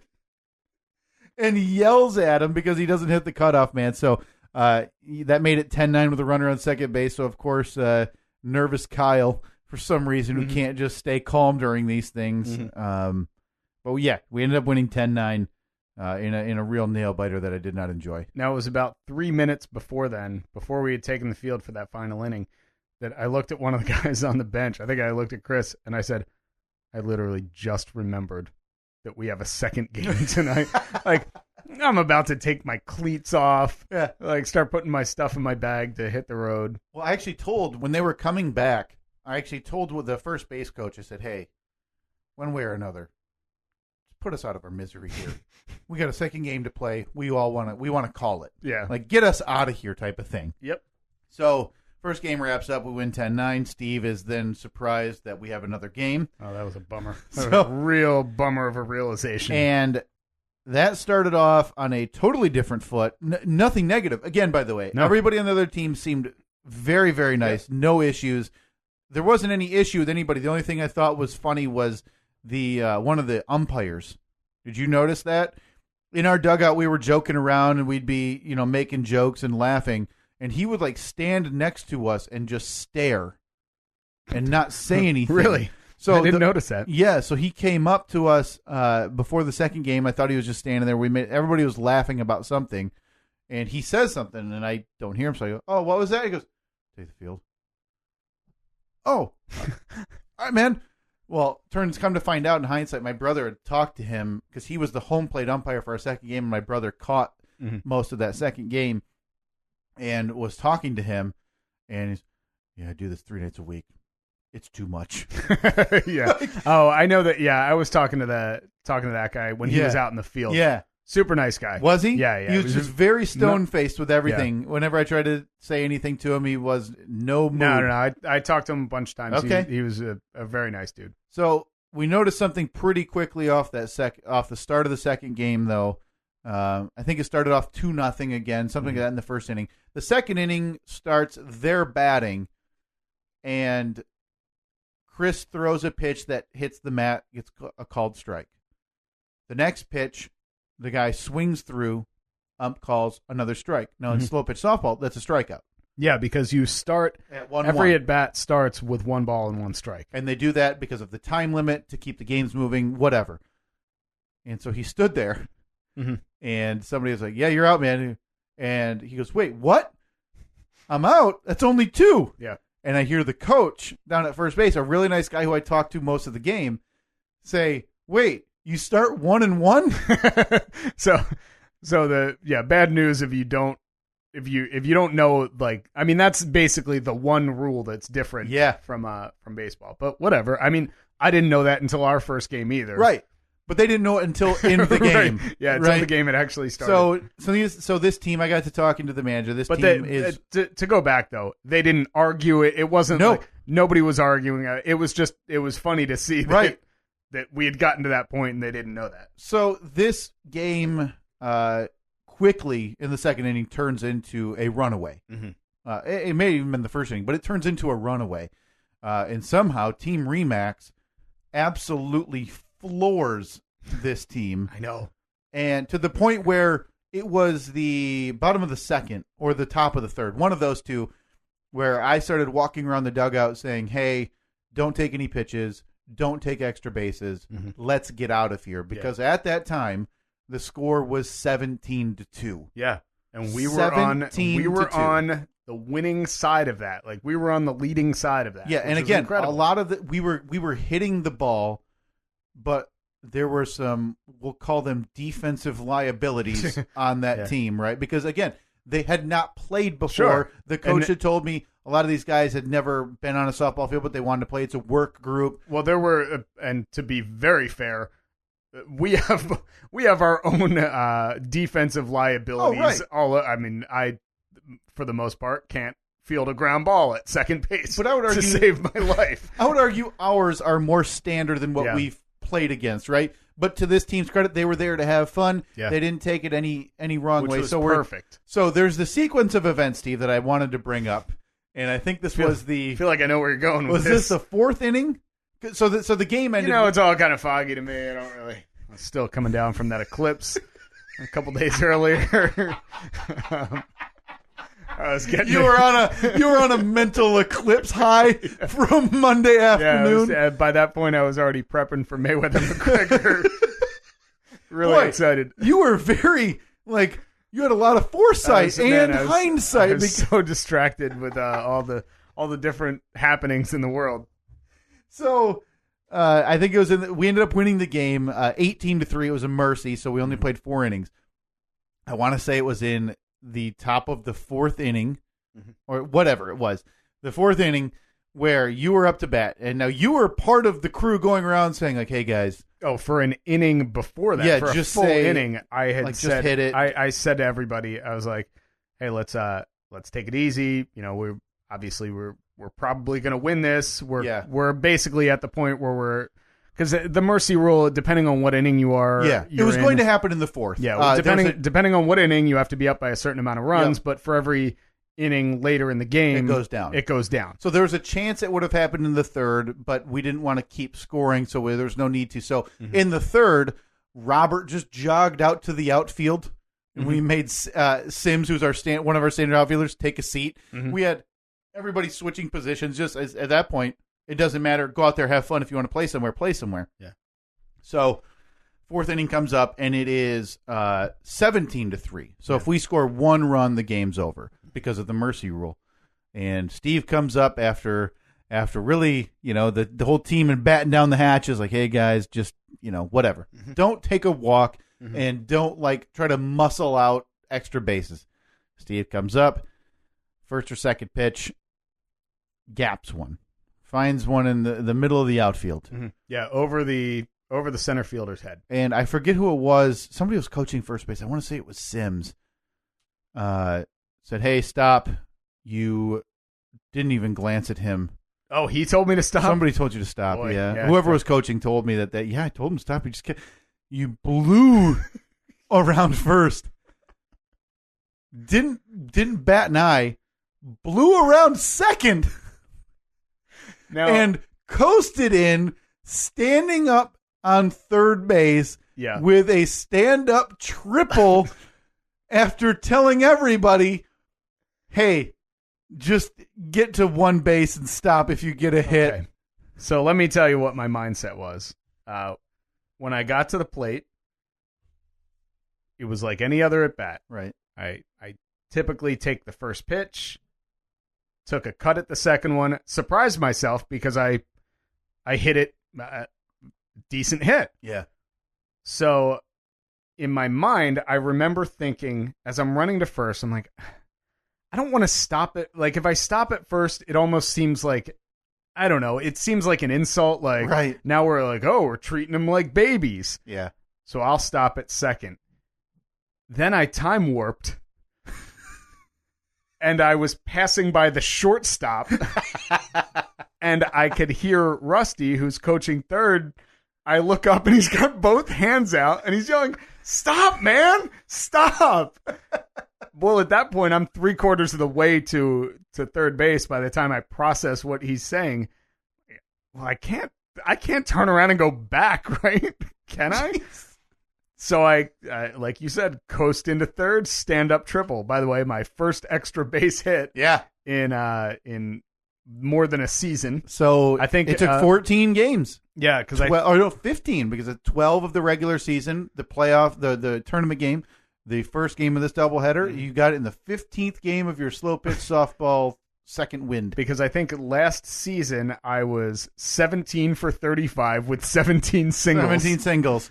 So yeah, you coast into third. Now, luckily, nobody scored on that play. There was no one on base. Right. That I remember, because I think I let off that inning. Yeah, and that would have ended the game if you had. So I stop at third, and I look at Rusty, and I said, I don't know what happened. I meant to stop, and I just kept running. But I apparently you can't take the fight out of this dog. I guess not, man. He's gonna keep barking. Yeah.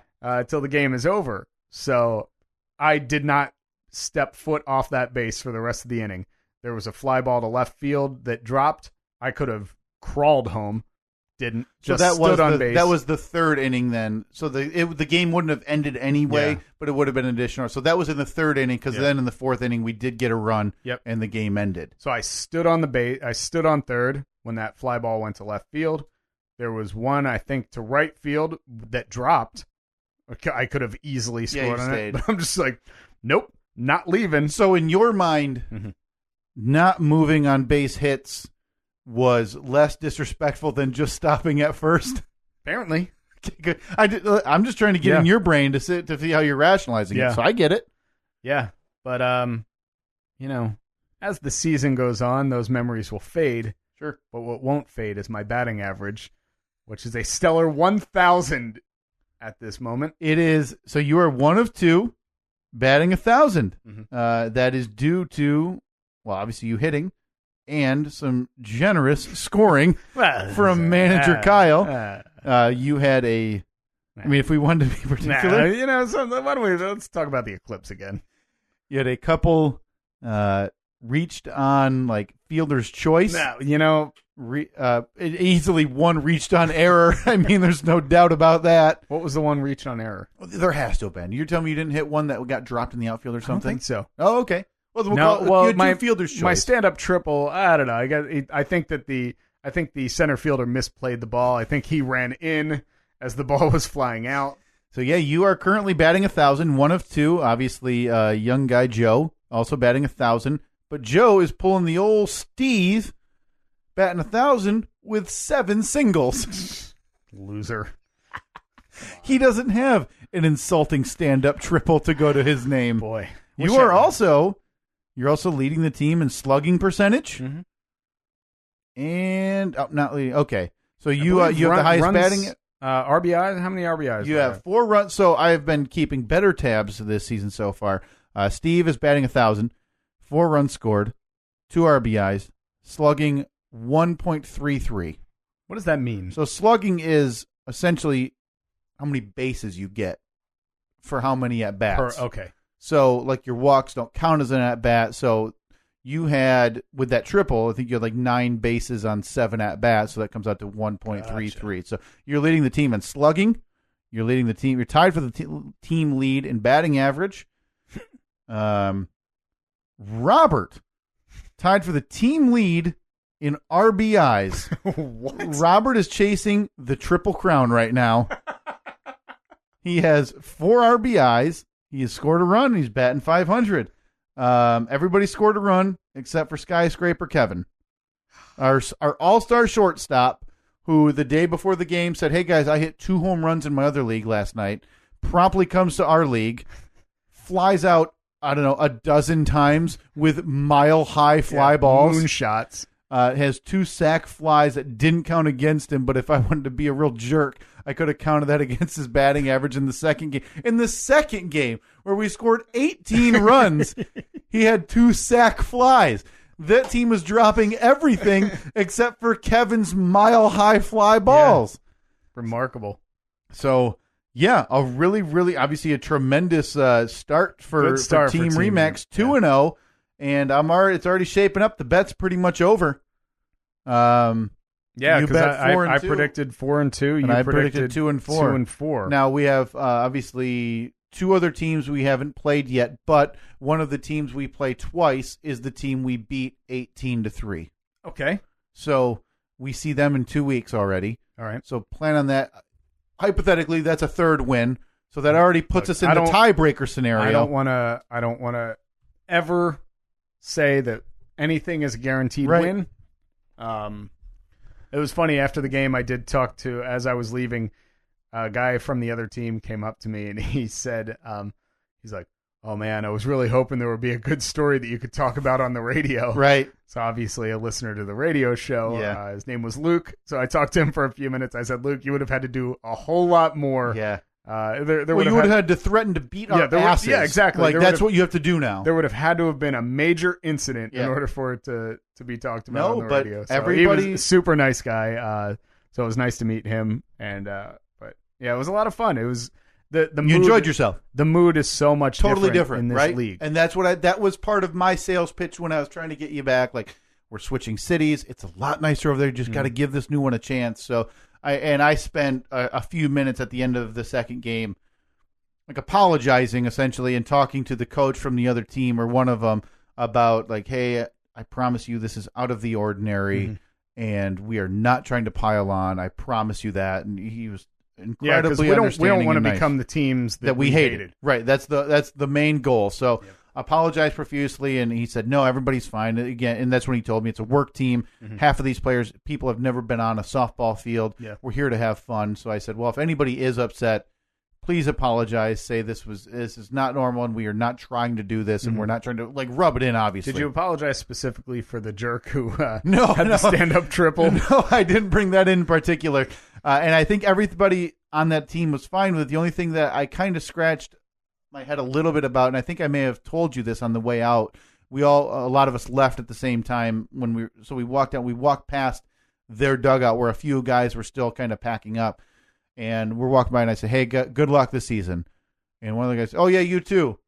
And he waits a beat, and he goes, "Hey, what was the score to your first game?" Oh, no. And I said, "I was 10-9. All right, have a good one. So there's 2 schools of thought there. One is he was just trying to see, like, is every game going to be like this? Yeah. Or 2, he was trying to see if I had said, 20-2, we won. Yeah.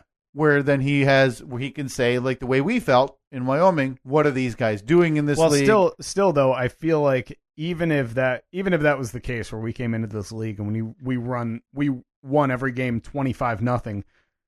I still feel like it's different because we're not team of softball guys. Right. And I would have felt bad, but I also feel like we were aware enough, like I said, we're in the second inning, we were already saying, hey, lighten up, do that. Let's not do this. If somebody wants to play somewhere, go do it. But I still would have felt bad. Mm-hmm. But that question was definitely an inquisitive question from a couple meanings going on there. And I think because that's the type of guy, maybe he's like, if every game's going to be like this, I'm not coming. Mm-hmm. Or maybe this was a fluke type of thing. So well, hopefully they're just in it to have a good time like we are. Yep. Looks like we're getting pretty late, so time for Fast and Furious 4. Fast 5, 1, 2, 3, 4, 5, 5, 4, 3, 2, 1. Another week goes by. Let it be known. Hashtag go-kart update. Steve is holding the go-kart update hostage. I don't know the go-kart update. If you remember, this is now 4 weeks. 4 weeks. Since we talked. It was the second time we talked about the go-kart where you said, you started the episode or ended the episode saying, oh, I have a pretty big go-kart update we need to get to. Well, I'll tell you what. We'll get to this the same week that we get to your Vegas story. Go-kart update is number 1 on the list for next week's episode. Sure. Whether we get to it, it's another thing to find out. I mean, I've had Cheers trivia on mine too. Yeah, we have like you said, we have a back catalog of we do. Throat noises. Yep. Yeah. Now we have 4 now next week for throat noises. So but it is time for the Fast Five, Steve. Should I kick it off? I think you did last week. All right, you can take it away. All right, Furious 4. Furious 4. Here we go. Number 1, Mayweather McGregor. Adequate. Hurricane Harvey. Terrifying. Yeah. Now this one, this is I'm actually going to need a little bit of explanation. Okay. Joe Arpaio. Okay. Scumbag. Yeah. Okay. Total I know scumbag. I know a little bit about him, and I know something that happened with him, but I think I need some blanks filled in. Yeah. And finally, number 5. Oh, number course. 5. Yeah. Boy, that one went fast. Yeah, it went very fast. Taylor Swift. Pop artist. Got a hot new track. Yeah, full blown pop artist, right? Yeah, at this point. So started as a country songwriter, mm-hmm. and then her first song that she recorded herself was a massive hit about Tim McGraw. What was her first song? I think it was Tim McGraw. That was the name of the song? Yeah, oh, yeah, really? and it was about him, obviously. And then in recent years they've done a duet. And then she had like Teardrops on My Guitar. Mm-hmm. She became a country sensation. Yep. And the second album started to veer a little bit more poppy. Little pop.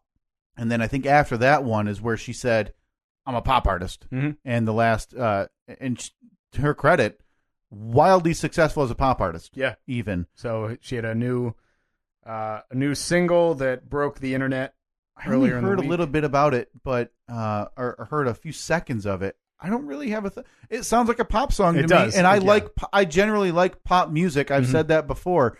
I'm sure if I gave it a full listen, I would probably enjoy it. Yeah, but I haven't heard all of it. Yeah, I know it's the album cover was weird, and she everybody was talking about her Twitter, like the old Taylor can't come to the phone right now because she's gone or whatever. Like we murdered her in that lawsuit against the DJ, and this is the new Taylor. Yeah, so she has but she like deleted everything on her social media accounts, and for a week she was just posting pictures of snakes or something.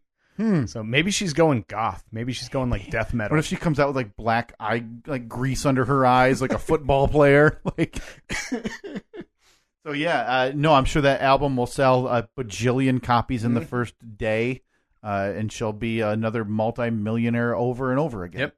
All right. So before that, it is Arpaio, right? I think it's Arpaio or Arpaio. He was the sheriff in Maricopa County in Arizona. Yep. And which is, I believe, Phoenix, right? Phoenix is in Maricopa. Now, he was notorious he set up those like outdoor prisons. Yep. Where he would make people do hard time. Like if you were in prison, he saw to it that you did hours and hours of manual labor in the scorching Arizona heat, and was obviously a very controversial figure. Well, the problem was that the majority of those doing that were Latino men. Yeah. who were out in 120-degree heat. Yeah, and just like made them wear like pink, pink jumpsuits, and just tried to basically demoralize them, like extensively. Right. So he also had he tried segregation for a little bit to like prove a point he was saying. Yeah. Where he segregated the Hispanic men from the majority of the population. There's news articles about him, how he ignored hundreds of sexual assault claims in order to investigate and deal with immigration more. Yeah. That was his big hammer home cause, right? Was immigration, and I don't like minorities. That's where it had come from. So, he received a presidential pardon. Well, what was he actually? So he's being okay. That's what I'm looking I up. remember, a couple of years ago, he was removed from that a federal court monitor was appointed to oversee his operations because of complaints of racial profiling. U.S. DOJ concluded that he oversaw the worst pattern of racial profiling in U.S. history, and they subsequently filed lawsuit against him for unlawful discriminatory police conduct. So that is, it was a civil rights lawsuit, essentially, that he was in the midst of. In one case, he was a defendant in a decade-long suit, which a federal court issued an injunction barring him from conducting immigration roundups. Federal court found that after the order was issued, he continued to detain persons for further investigation without suspicion that a crime had been committed. So he was convicted of misdemeanor contempt of court. So what he was convicted of was nothing. Misdemeanor contempt of court is nothing. Yeah. But it was the overall idea of what he was doing that he was pardoned for by President Trump. So in a separate case in 2013, he and his subordinates were found to have unfairly targeted Hispanics in traffic stops. So he was pardoned of, I believe, all that to where he has a clean criminal record, and he's now 85 years old. He's probably going to pass away, remembered as a true racist. Yeah. But criminally, totally fine. Perfectly clean. So a very odd use of his first ever presidential pardon for Trump. Very odd, because it's like he just can't. He can't get away from picking lightning rod situations, right? He couldn't. Like, I know there was a huge movement to stop a lethal injection last week somewhere. I forget where. Nothing. Didn't do anything regarded to it. Which, whatever. Most of them don't. But I think with the benefit of hindsight, you now look. There's no urgency about this 85-year-old man who'd been convicted of a misdemeanor. No, not at all. Yet he pardons him and ignores a death row case where actual implications are taking place. And in the midst of pardoning him, writes on Twitter that he was an American hero, or an American patriot or something like that. Like, oh, come on, man. Did some great work. Come on. So, Joe Arpaio, kind of a scumbag. Yeah. Before that, we had Hurricane Harvey. Man, this thing, it's the first hurricane to make landfall in Texas in a decade, I think. Yeah. So what a weird path, though, from people saying, well, it might not get that big. And then I remember reading, like, no, it got up to a Category 4, which would have been the biggest since, I think, Katrina. Yeah. But then by the time it made landfall, it felt like immediately they were like, okay, Category 1 or depression. Like, it's at this point, it's just kind of rain. But then I was reading this morning, rain is like people are dying. 3 feet. Yeah, of like rain people are were trapped in their expected. home. 911 is not answering calls because they're so flooded. The Red Cross is essentially asking people in the Houston area today, Sunday, like, if you have a boat, please go out and see if you can save people who are on their roofs. Isn't that insane? Like, what? Unreal. God, terrifying. Absolutely terrifying. Hopefully, if this podcast reaches anyone listening there, hopefully you're safe. Or if Katie's uncle lives there. I've been checking in with him a couple times a day. He said initially they're an hour outside of Houston. He said they got like 6 to 8 inches of rain that first night. Was that Friday night, I think. Yeah, and I saw last night on the news that they were anticipating like 3 to 4 feet of rain. Yeah. 3 to 4 feet of rain. Yep. Oh, man. Unbelievable. Absolutely terrible. I can't imagine being in any of those natural disaster belts, right? The hurricane, the hurricane, it's not a belt, but essentially anywhere on that coastline. If you're on the East Coast. I remember I pretty vividly, I remember one hurricane when I was a kid that made its way all the way up the East Coast. Mm-hmm. And I can remember looking out the back door, like the stupidest thing in the world. We had a sliding glass door, but it was like, that was before all the safety glass. So it was just a plate of glass. And I'm just sitting there like, ooh, wow, look at that. Like, but I can still, in my head, I can see the, just the swirling motion up in the sky. And that was terrifying. I can't imagine living in a spot where that's normal. Man, unbelievable. And before that, first on the list was Mayweather-McGregor. Yeah, talked extensively about it. I said adequate.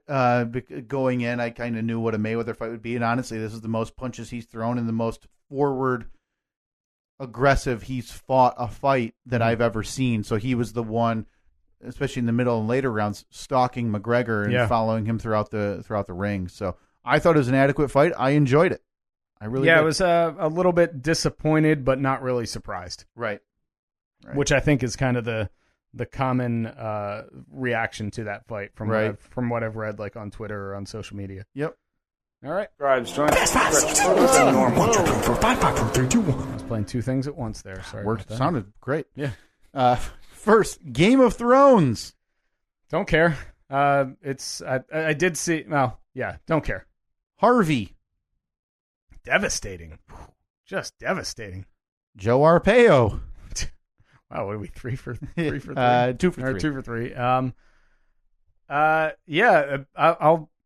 I'll mirror your sentiments. Kind of a scumbag. Right. John Jones. Bones? Yeah. John Bones John Jones? Bones Jones, yeah. Wait a minute. I know that there was something with him. He got busted for something, right? Mm-hmm. I feel like I should probably remember it. I mean, again, if you're not like an MMA or fighting fan, you probably wouldn't. It's not on your radar. I right? remember seeing it. I remember seeing his name in the news, but not. Lastly, Tigers versus Yankees.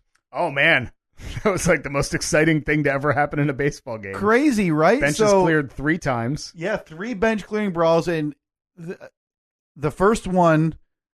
So this dates back for weeks. There was an incident in a July game where somebody got beaned, and there was a retaliation beanball.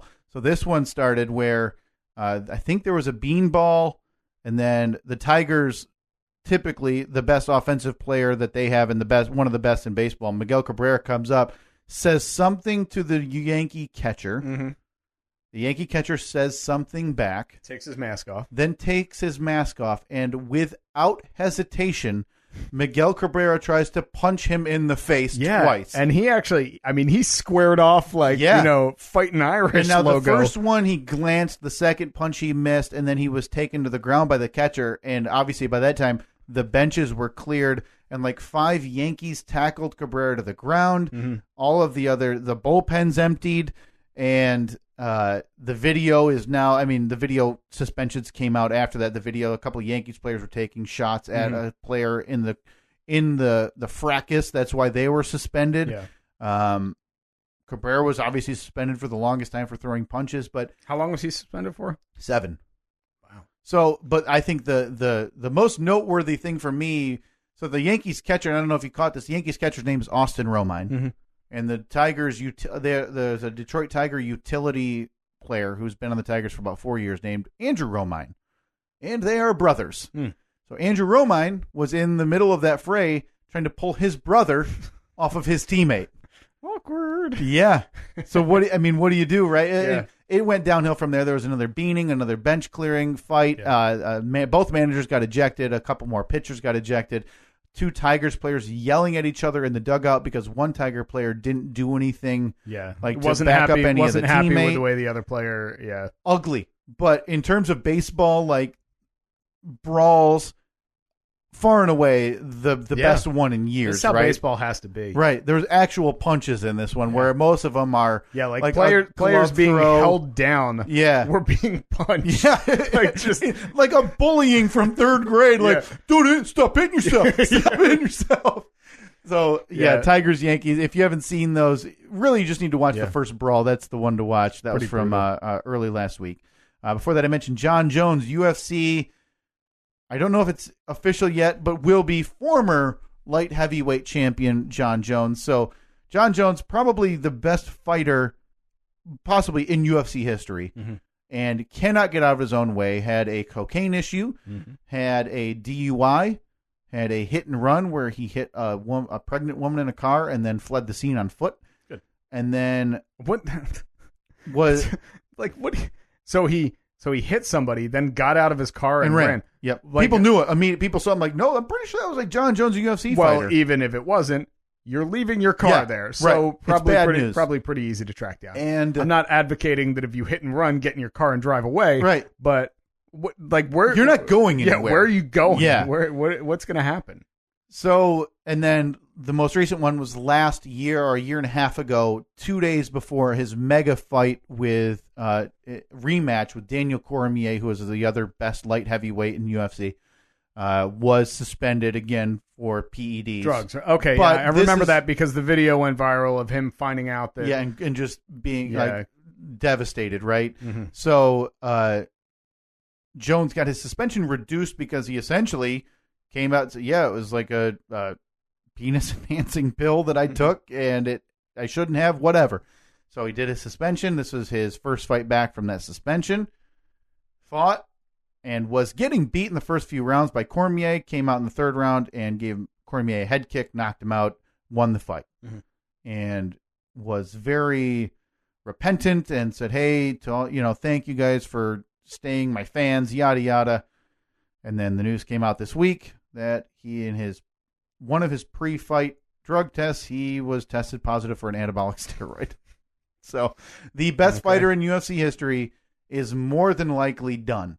Wow. He'll be 30, which is very young especially even for UFC, but too many suspensions, way too many issues. You cannot plan a pay-per-view around this guy now. Right. Because if you do, flip a coin if the pay-per-view happens. So he's a liability at this point. Absolutely. So he'll be gone. Then what does he do? There's another MMA organization, Bellator. I don't know if he'll get cut from the UFC, but I know at least if he ever comes back. So at this point, he's probably talking a 2 to 4 year suspension. Wow. Because this many times you get tested positive, they keep increasing the penalty. He won't be headlining a UFC if he comes back because, again, business-wise, how do you make millions of posters with this guy's name on it?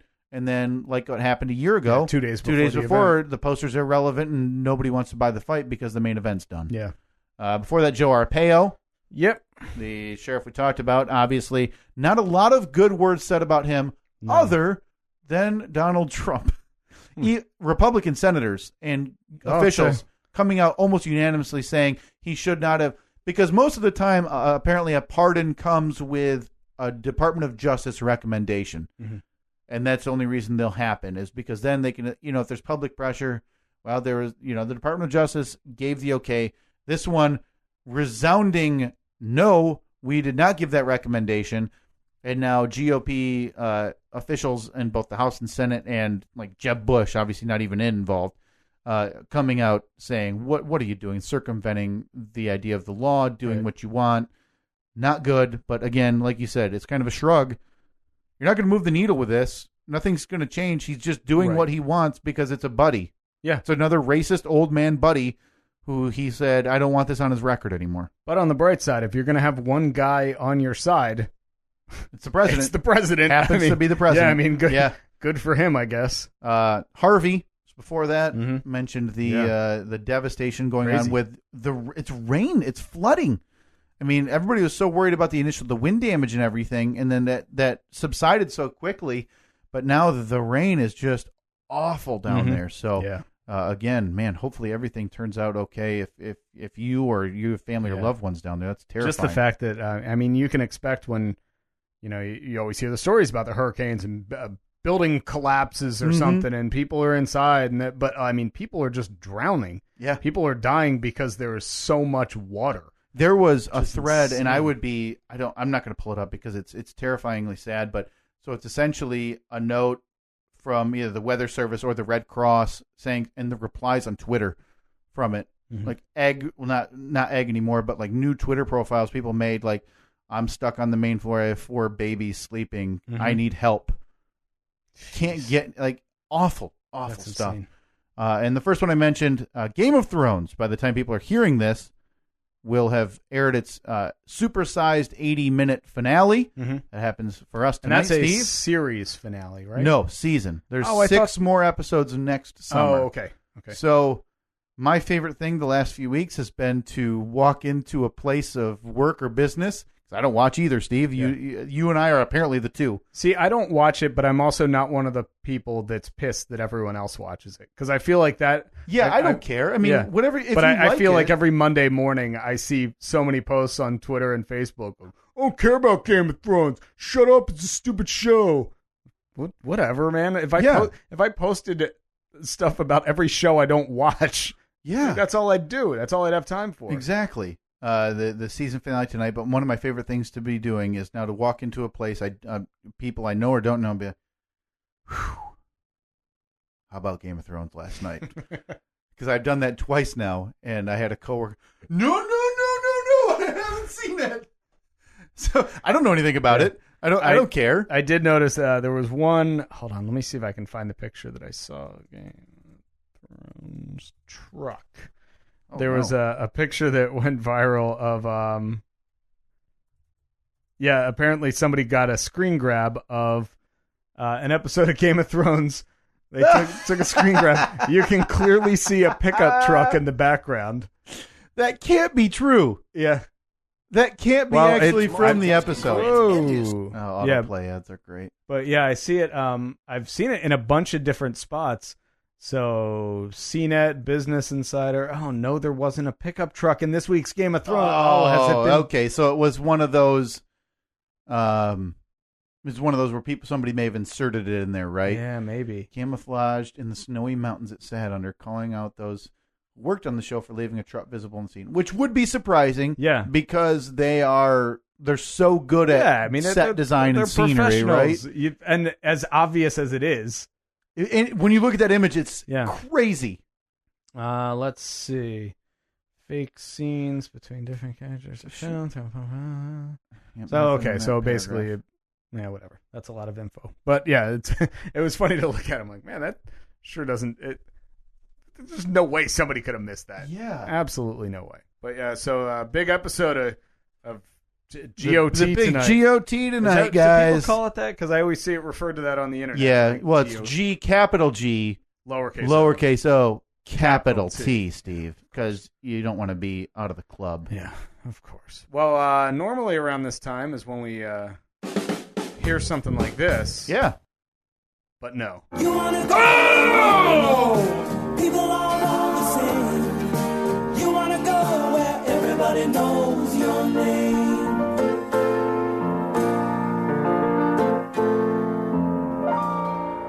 Trivia. So, what is your score so far? I believe 1 of 3. 1 of 3 with 1 point. Not good. It's been a few weeks, and as the weeks add up, of me being further removed from Cheers, and I would be remiss if I didn't briefly mention, Steve, we lost a great one the other day. Jay Thomas, actor, known for Cheers. I forget a couple other big programs. He did 8 episodes on Cheers as one of Rhea Perlman, Carla's many husbands. Now, was he the one that got run over by a Zamboni? He was the Zamboni victim. Oh, he was Spoiler goalie. alert. Oh, yeah. Jesus. Spoiler alert. He was the one that got run over by a Zamboni. He was the one that run over by a Zamboni as he was a ice skater, like one of those shows on ice, away from Carla all the time. Oh, I thought he was a hockey player. He was. He got cut, and this was what he did. Gotcha. So he was a ice skating penguin, and he saved a woman or something like that from getting run over from an injury and got killed himself. Turned out after the fact he was cheating on Carla. I don't know if it was with that woman, but was with somebody else. No, bummer.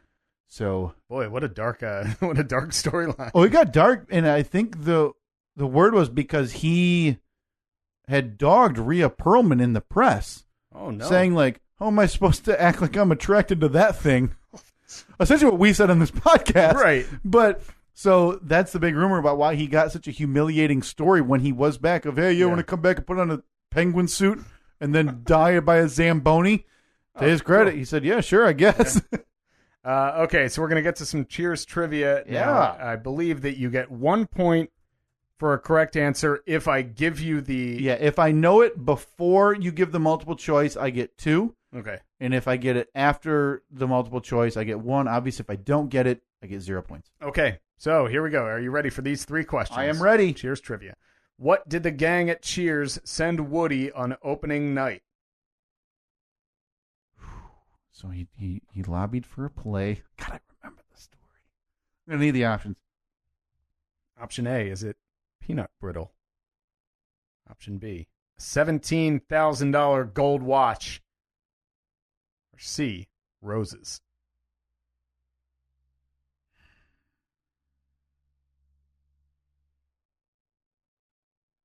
Let me give you that option B again. A $17,000 gold watch. A $17K gold watch. Okay, I just assumed carrot, maybe carrot. So I'm gonna go. I think it's the watch because I think I'm gonna go with the watch. You say watch. Watch. $17K gold watch. Because that was the main. That was a big storyline about they had to essentially figure out a way to. Hey, we can't give him that. That's not what we meant to give him. It's too much money. Okay, second question.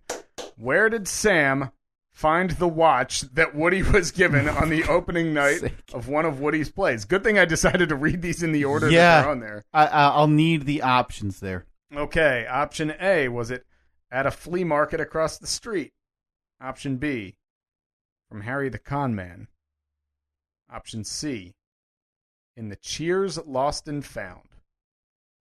Lost and Found. You say lost and Lost found. and Found. Option C. You seem very confident. I'm pretty confident. Yeah. Oh, baby. Just hitting. It's the second version of Cheers Trivia. 3-week gap. I'm back in. I'm right. Totally good. You think you're going to go 3 for 3? I think 3 for 3 is a certainty. Oh, boy. Here we go. Is this a tough one? It's a tough one. Like you know. Yeah. This is a real tough one. Oh, boy. I don't know. This one's written in purple. That means tough. What is the name of Sam's old Red Sox roommate who wrote an autobiography? He came to the bar. I don't know. I'll need the options there. Dang it. You ready for the options? I'm ready. Was it A, Tim Kendricks? No. Was it B, Tom Kenderson? No. Was it C, Brian Watson? I'm not going to get this one. Because, you said no to the first 2, so... I'm start typing in 2 for 3. You're not Googling answers over there, right? No, I'm just typing in the... I'm actually updating the question total that I got one wrong. I see you have a spreadsheet for that. Oh, yeah, we got to keep up. You said you wanted total points. Yeah. And I can't rely on Mark for anything anymore. You want those options again? So is Tim Kendricks, Tim Kenderson... Tim Kendricks. Tom Kenderson. Okay. Or Brian Watson. I think it's A. It's going to be one of those first 2. I think it's A. Tim Kendricks, you say, huh? Tim Kendricks. Timmy K. You're saying A. Timmy K. It is a TK. Oh, it's the Kenderson. But it's Tom Kenderson. Tom Kenderson. Oh, I remember that storyline, Steve, like it was yesterday. He came to the bar. Well, anyway, told Sammy he was going to write an autobiography. Wanted him to said he should do the same thing. Go where everybody knows your name. Sammy had a debate of the heart whether he should go make debates. Spoiler alert! Trivia. All right, well, we finally got back to some Cheers trivia. Yeah, it's been 3 weeks. I'm glad we got it back on the horse. That's total 3 for 6 for me now, so I'm shooting 50%. Batting 500, though. Yeah, I got to get that up. Gets you in the Hall of Fame. It's offensive. All right, this was a fun episode. I really enjoyed this. Yeah. I enjoy this every week, but man, do I sent you a text last week on Monday afternoon as I was driving home from work, and I said, it just occurred to me that we don't have to record today. Right. And that is great. I love recording. I love doing these episodes. Yeah. But man, doing it on Sunday, I feel like it's going to be a lot better. Yeah. Please do not propagate the idea that I am a Lee Harvey Oswald supporter. If you have a shirt that you can send Kyle that says Oswald's #1 fan. No. I believe that's what... I believe it was #1 librarian. I would wear that, but there has to be like some some sort of a crosshairs on there. Yeah. Yeah, maybe a convertible. Bullet points. Oh, there you go. Yeah. Please, I'm not. Yeah, if you're in the t-shirt making business and you want to send Kyle that t-shirt. Yeah. No, librarian. Whatever. Just give up. Well, I was going to say, like, was he even a librarian? I know you said, like, he boxed No, he books. worked in the book depository. Did he? He didn't work there, did he? Oh, yeah, he did. Oh, okay. I didn't know that. Did he? Maybe. Wasn't he an actor? All right, yeah. So send those T-shirts. Send us a message, and we'll get you the address so you can send Kyle those T-shirts. In the meantime, download, subscribe, review the show in iTunes, Google Play, TuneIn, Stitcher, and Libsyn. StephenKyle.libsyn.com. Well, yeah. Now that we are going to utilize the phone again, 2 minutes of awkward conversation is back in play. Sure. So if you want to leave your review, and to the people who have left your reviews, please send us a message with a screenshot of that review. A lot of people have just tweeted it at us. Send us a screenshot, DM us that on Twitter or on Facebook with that screenshot and your phone number so I can get you on the list for 2 minutes of awkward conversation. We have a backlog, but we're going to start that up again. Yeah, we'll get back to it. Now that we know, we just have to restart the computer every 3 minutes in order for it to then work. It works like very smooth after that.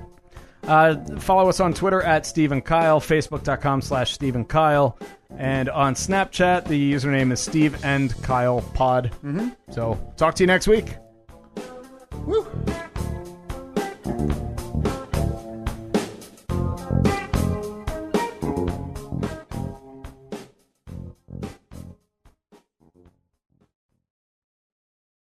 It's hard not to add a side of hot, crispy hash browns to your favorite McDonald's breakfast. It's even harder not to eat said hash browns before you get home. Ba-da-ba-ba-ba. It's the Love at First Drive sales event at Todd Wenzel Buick GMC. Find your perfect match and get $3,000 guaranteed for your 2006 or newer trade when you upgrade to a new Buick. Lease a new Buick Encore GX Preferred for just $189 a month, or lease an all-wheel drive Buick Envision Preferred for only $299 a month. Don't miss out on these deals during our Love at First Drive sales event. Shop the largest Buick GMC dealer in West Michigan. Visit us on 28th Street in Grand Rapids or shop toddwenzel.com. Marketing is hard. But I'll tell you a little secret. It doesn't have to be. Let me point something out. You're listening to a podcast right now, and it's great. You love the host. You seek it out and download it. You listen to it while driving, working out, cooking, even going to the bathroom. Podcasts are a pretty close companion. And this is a podcast ad. Did I get your attention? You can reach great listeners like yourself with podcast advertising from Libsyn Ads. Choose from hundreds of top podcasts offering host endorsements, or run a pre-produced ad like this one across thousands of shows to reach your target audience in their favorite podcasts with Libsyn Ads. Go to libsynads.com, that's Libsyn, ads.com today.